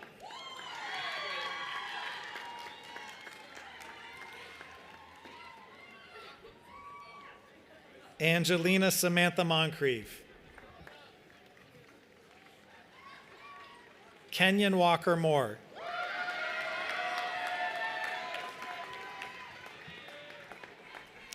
Safa Carl Morrison.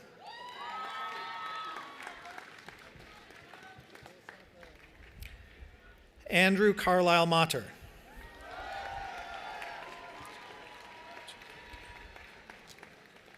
Jamil Daniel Moella.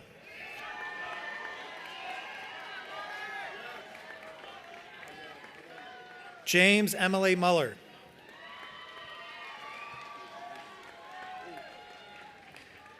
Fatina Mulumba.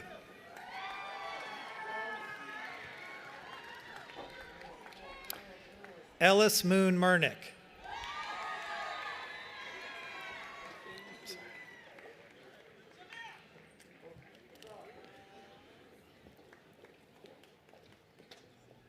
Bryn Isabel Murray.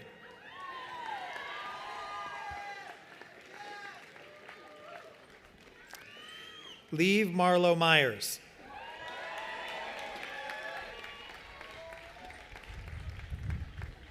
Grant Loring Netto.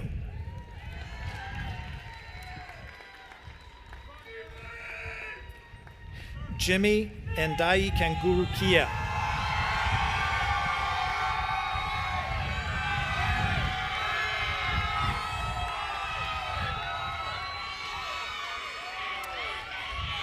Julia Lily Newman.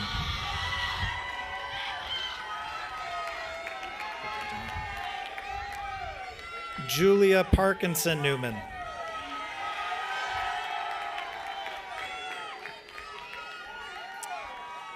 Catherine Ann Ney.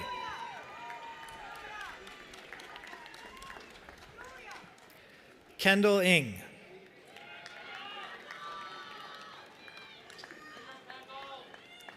Nakelm Nicholson.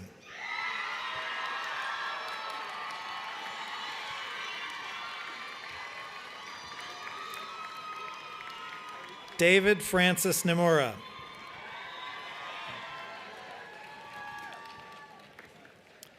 Heidi Keim Neidam.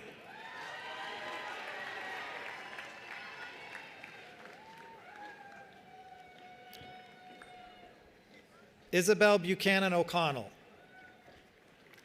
Kevin Joseph O'Connor.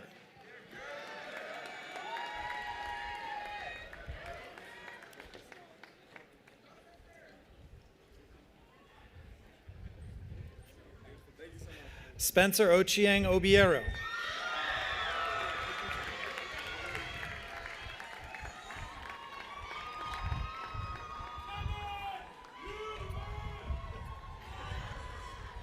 Ajibola Michael Oki.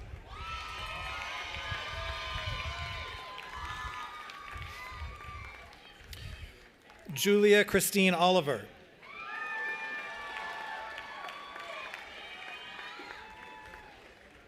Maxwell Scott Olson.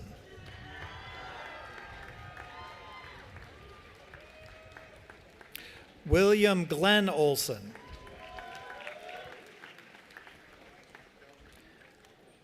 Dylan Lester Owusu Mensah.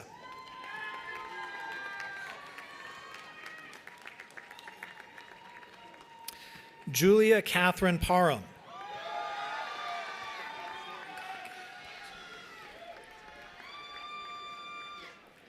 Parit Gagi Parkswan.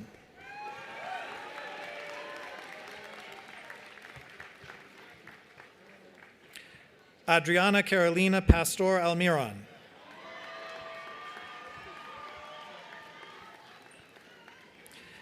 Anika Namish Patel.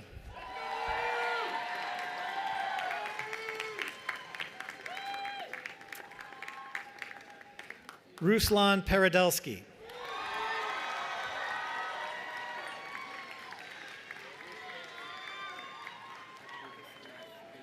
Hope Sullivan Perrine.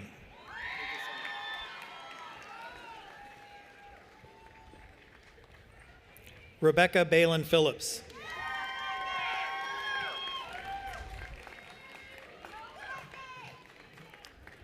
Abigail Virginia Phillips.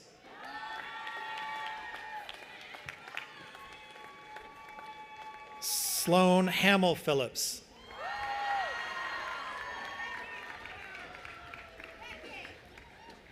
William Dunn Phillips.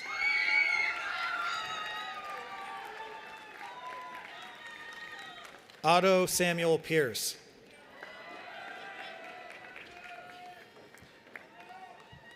Jade Emerald Pinto.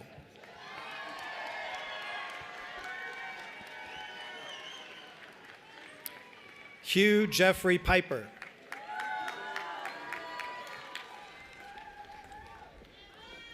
Phoebe Jane Pohl.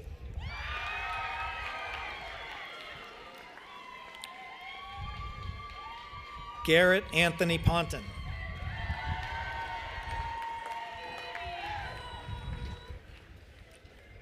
Catherine May Pope.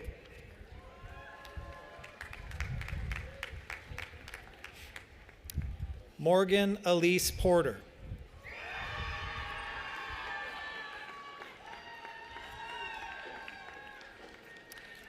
Alexandra Janelle Pravaznik.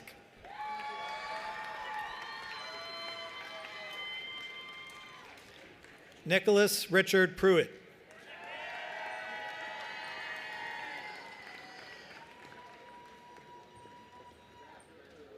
Abdul Rafe.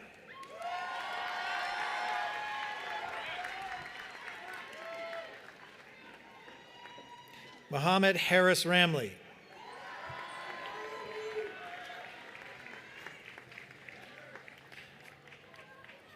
Ananya Bumadipati Rao.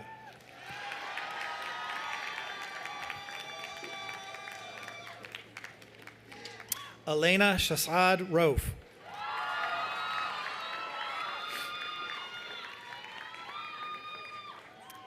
Ethan Jeffrey Rayburn.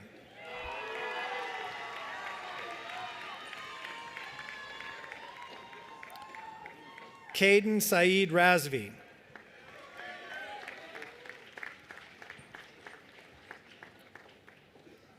Allison Nicole Reardon.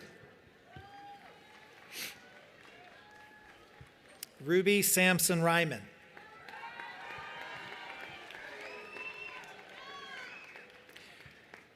Charles Frederick Christian Renville.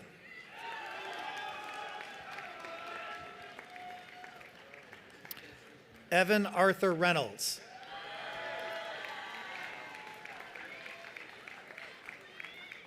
Olivia Jane Reynolds.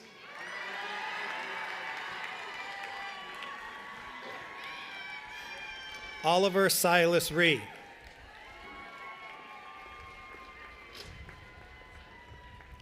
Elizabeth True Rich.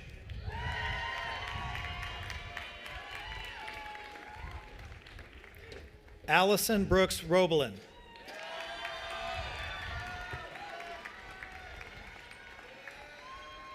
Aiden James Rooney.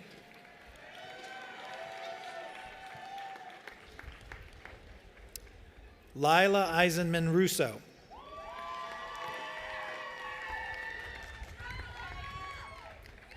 Gabriela Soledad Roberto.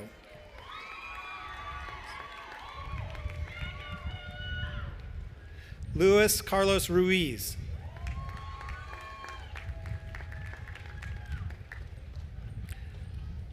Lincoln James David Rybeck.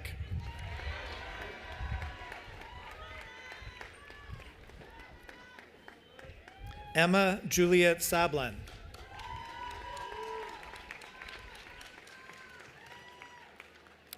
Jada Sabor.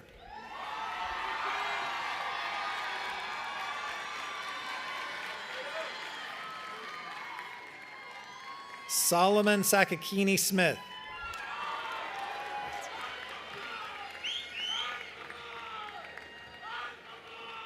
Benjamin Allen Samboric.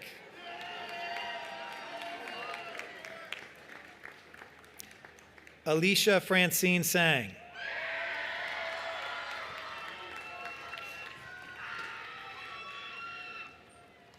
Julie Beth Santos.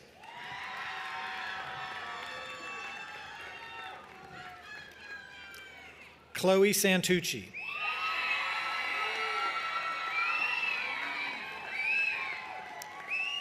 Augustin Joseph Scanlon. Emily Cassad Scarrow.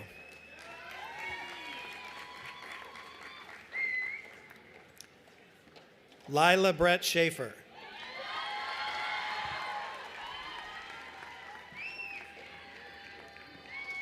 Audrey Christine Shane.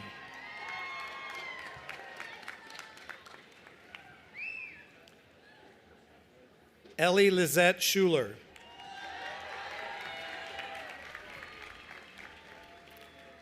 Sydney Grace Schuster.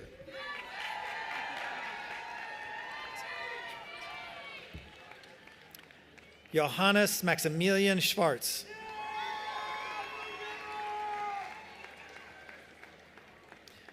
Emma Suzanne Seitz.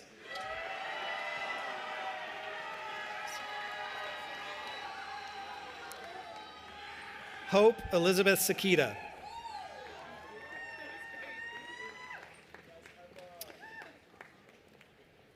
Sarah Corinne Abram Senator.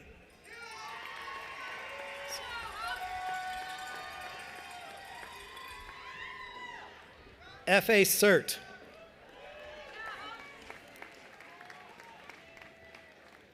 Kellen Ali Seth.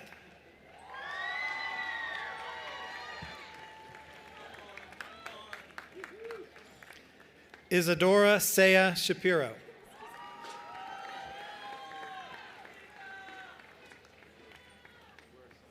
Samuel Blackford Schaefer.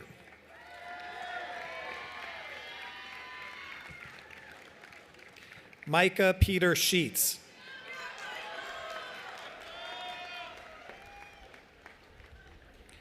Declan Thomas Sheehan.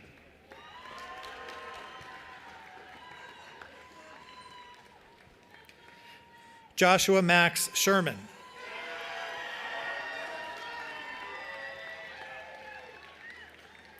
Matthew Christopher Shrake. Greta Beate Schuster.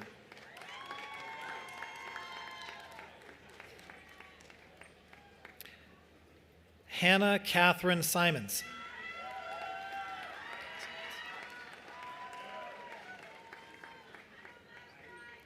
Leela Sophie Perkins Simon.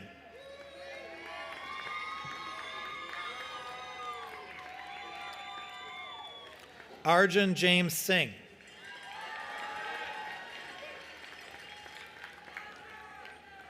Modhu Sisaho. Talia Rose Skeistis.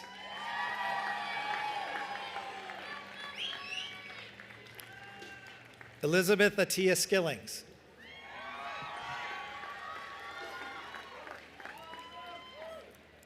William Carson Skilton.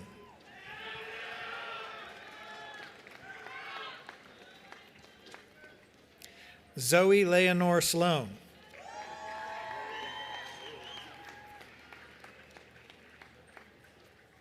Noah Oliver Smith.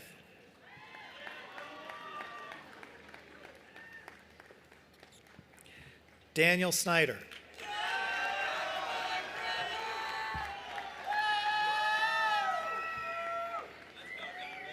Colton Fitzgerald Sokia.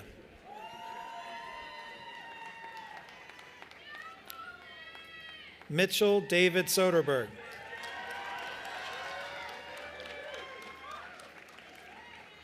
Jiangmin Song.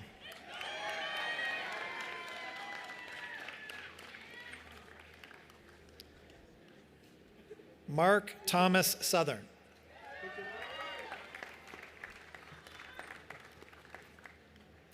Alec Henry Spiro.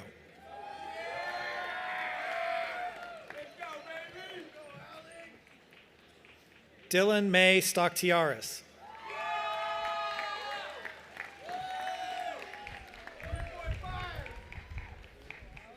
Nathaniel William Stackler.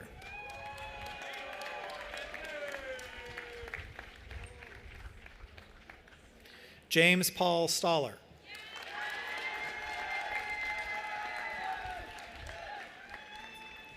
Cerise Air Stanley.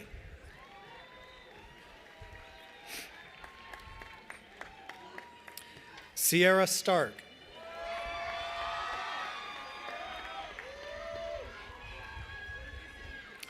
Cameron Charles Stathos.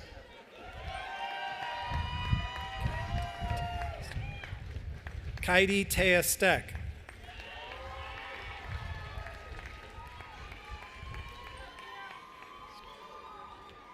Gabrielle Hannah Stogel.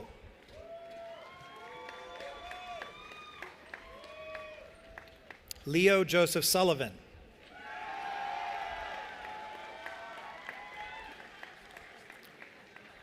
Betong Sun. Olivia Marie Zakta.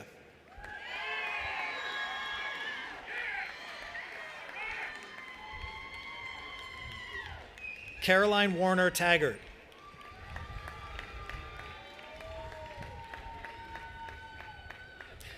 Devendra Cartier Tapalia.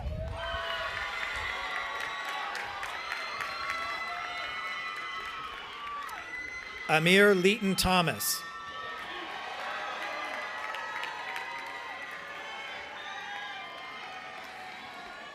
Dylan Franklin Thomas.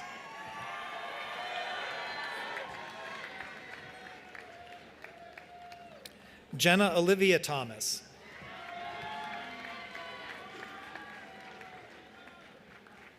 Saunders Walter Thompson.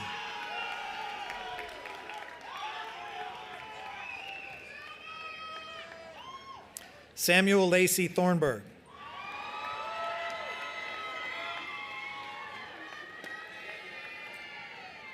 Elijah Cope Toffel.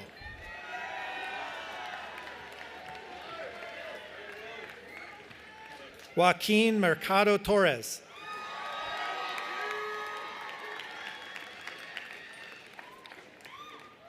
Eric Vincent Trays.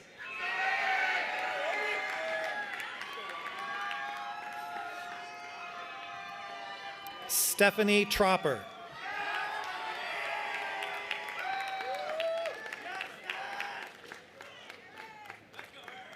Tobias Griffin Trigg.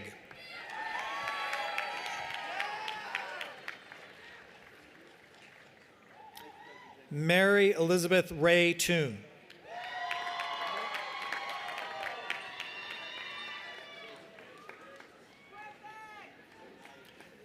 Samantha Lee Turtle.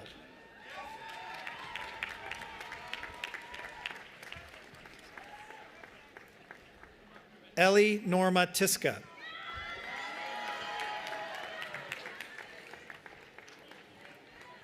Elena Aiden Valley.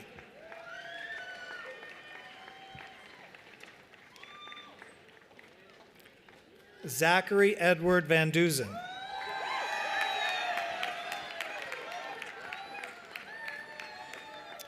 Ian Richard Van Loo.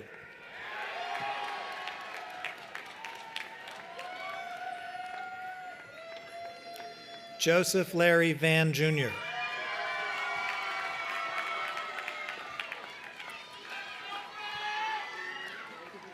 Adriana Varela.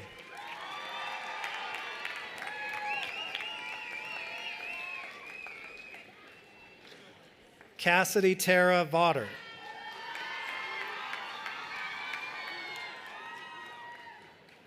Dana Lee Velez.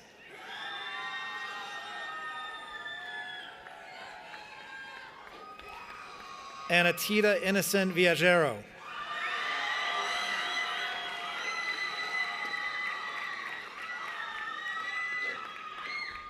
Brandon Gustavo Vialta Lopez.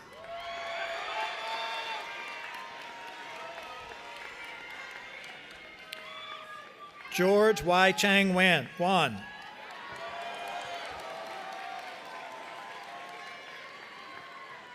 Albert W. B. Wang.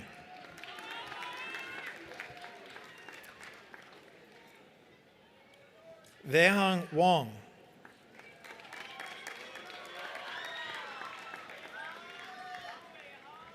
Zijiang Wang. Marat Shepard Washburn.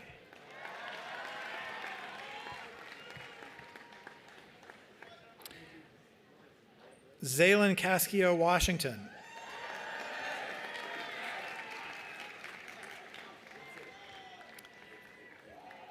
Anthony Nino Watson.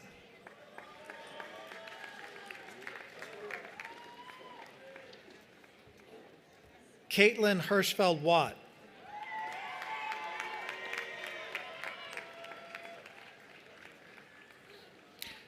David Michael Weekly.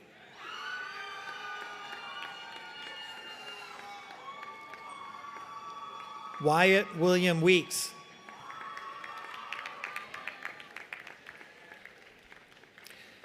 Peter Seabury Cooper Weil.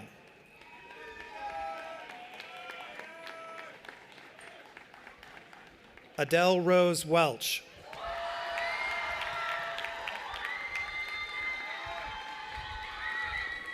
Henry Emre Welch.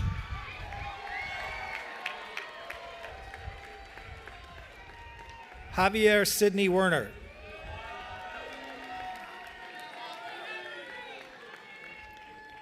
Sophie Smith Wheeler.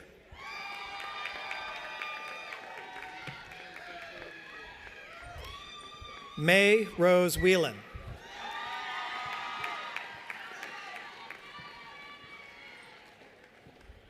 Francesca White.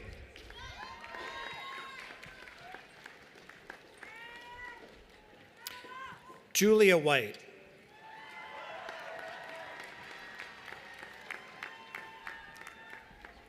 Lauren Margaret White.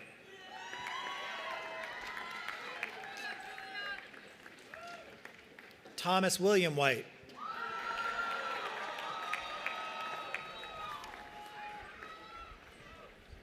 John Banks Whiteley.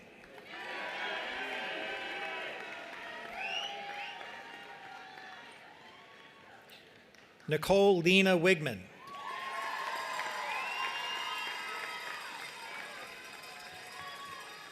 Haley Rose Wilkins.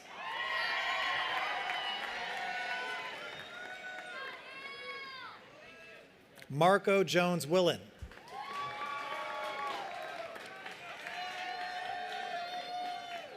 Anise Monique Williams.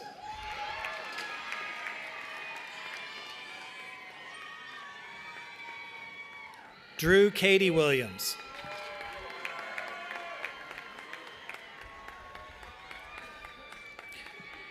Truman Foster Williams.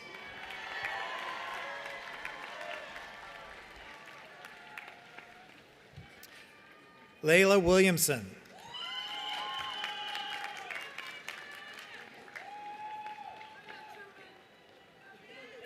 Fiona Kate Wilson.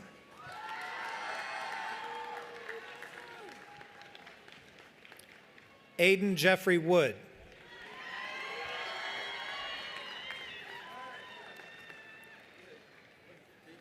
Jessica Sky Sutherland Woodhams.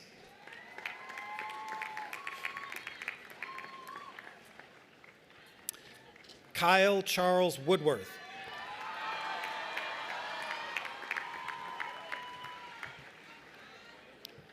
Ethan Wu.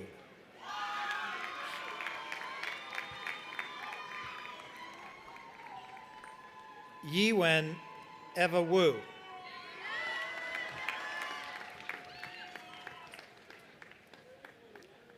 Yor Wu.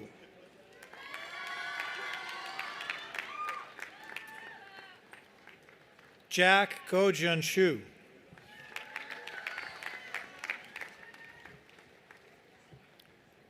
Jiayi Young.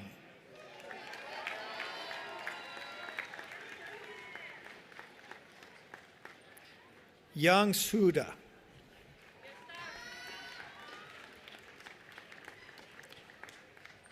Ziyan Yao.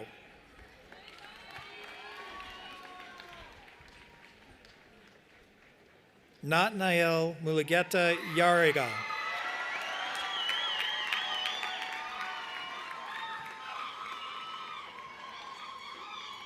Josu Emmanuel Zalata. Amanda Bell Zerbib.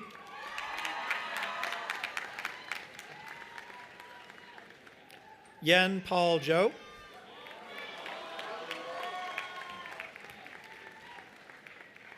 Yulan Zhou.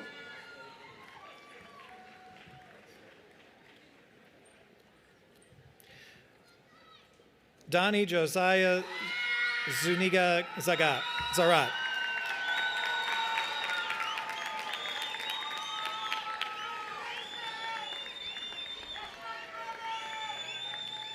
Alexander Irving Zanino.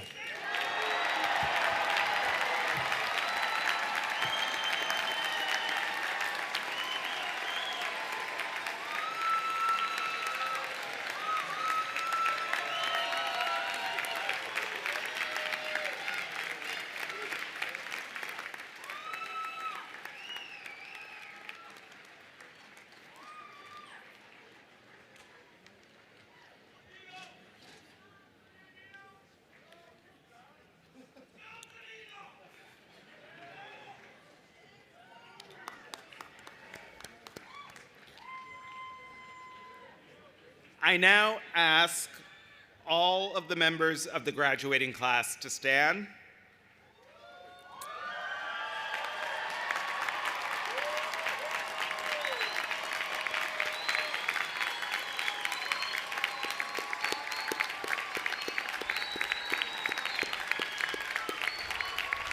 And will our senior marshals please direct the class to move the tassels from their right to their left, thereby signifying their degree.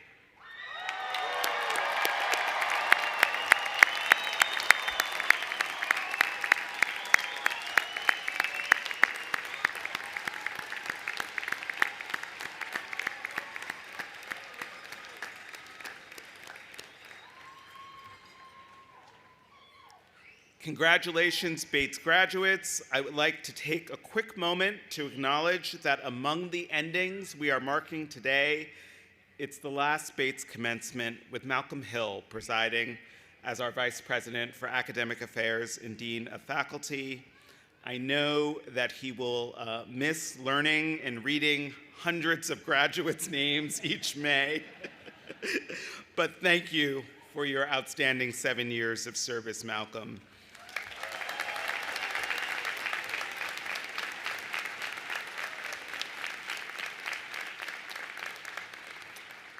After your sabbatical, we look forward to your return as Professor of Biology and Earth and Climate Sciences.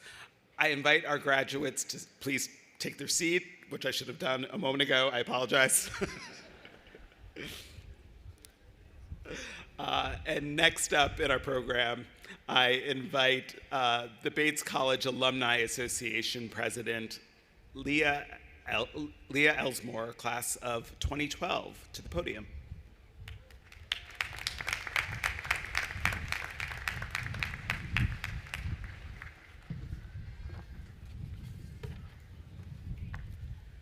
Bates College class of 2025, on behalf of the over 24,000 Bates alumni around the world, I am honored to congratulate you on this incredible achievement and formally welcome you to the Bates College Alumni Association.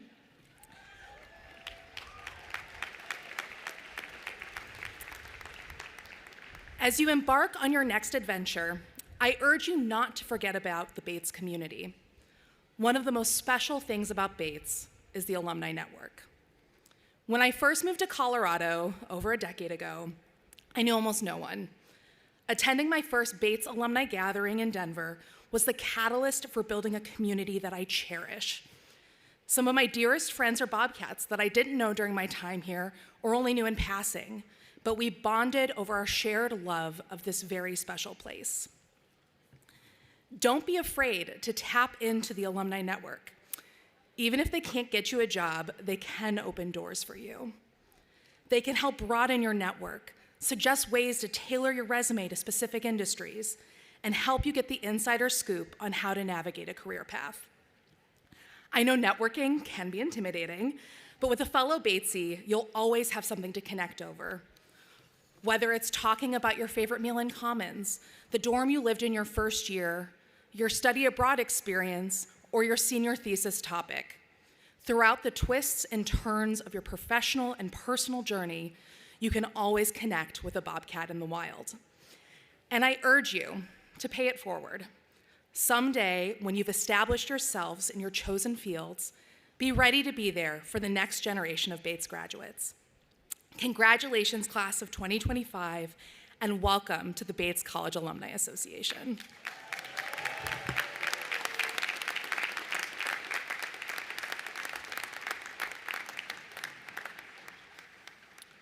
Class of 2025, you came to us as students, and today you leave us as college graduates and alumni.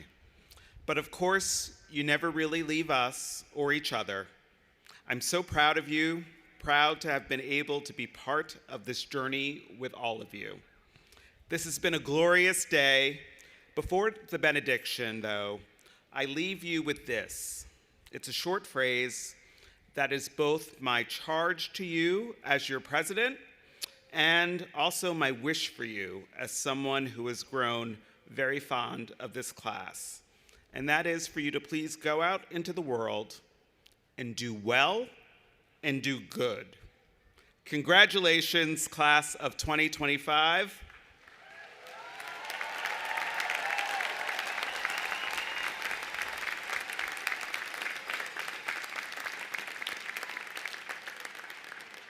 Following the benediction, I ask the graduates to remain seated in place until the platform party and the faculty have recessed.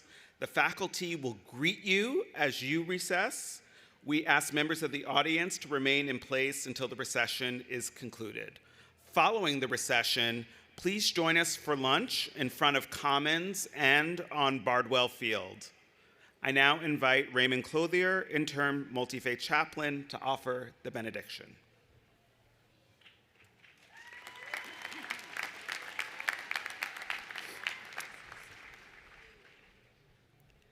In gratitude for the life that fills our lungs with breath and connects this moment to all that is behind and before, we pause in the unrelenting flow of days to spy out the bumpy road of trials and triumphs that has brought us here. Assignment scrambles, essay anxieties, surprising achievements, and hard-won accomplishments. Through the work of many devoted teachers, mentors, and loved ones, we have reached a threshold, a moment that marks a transition from growing and storing to sowing and tending. May what you have learned at Bates take root and flower in minute and majestic ways to nourish others, nurse the wounded earth, and nurture human community. May it be so.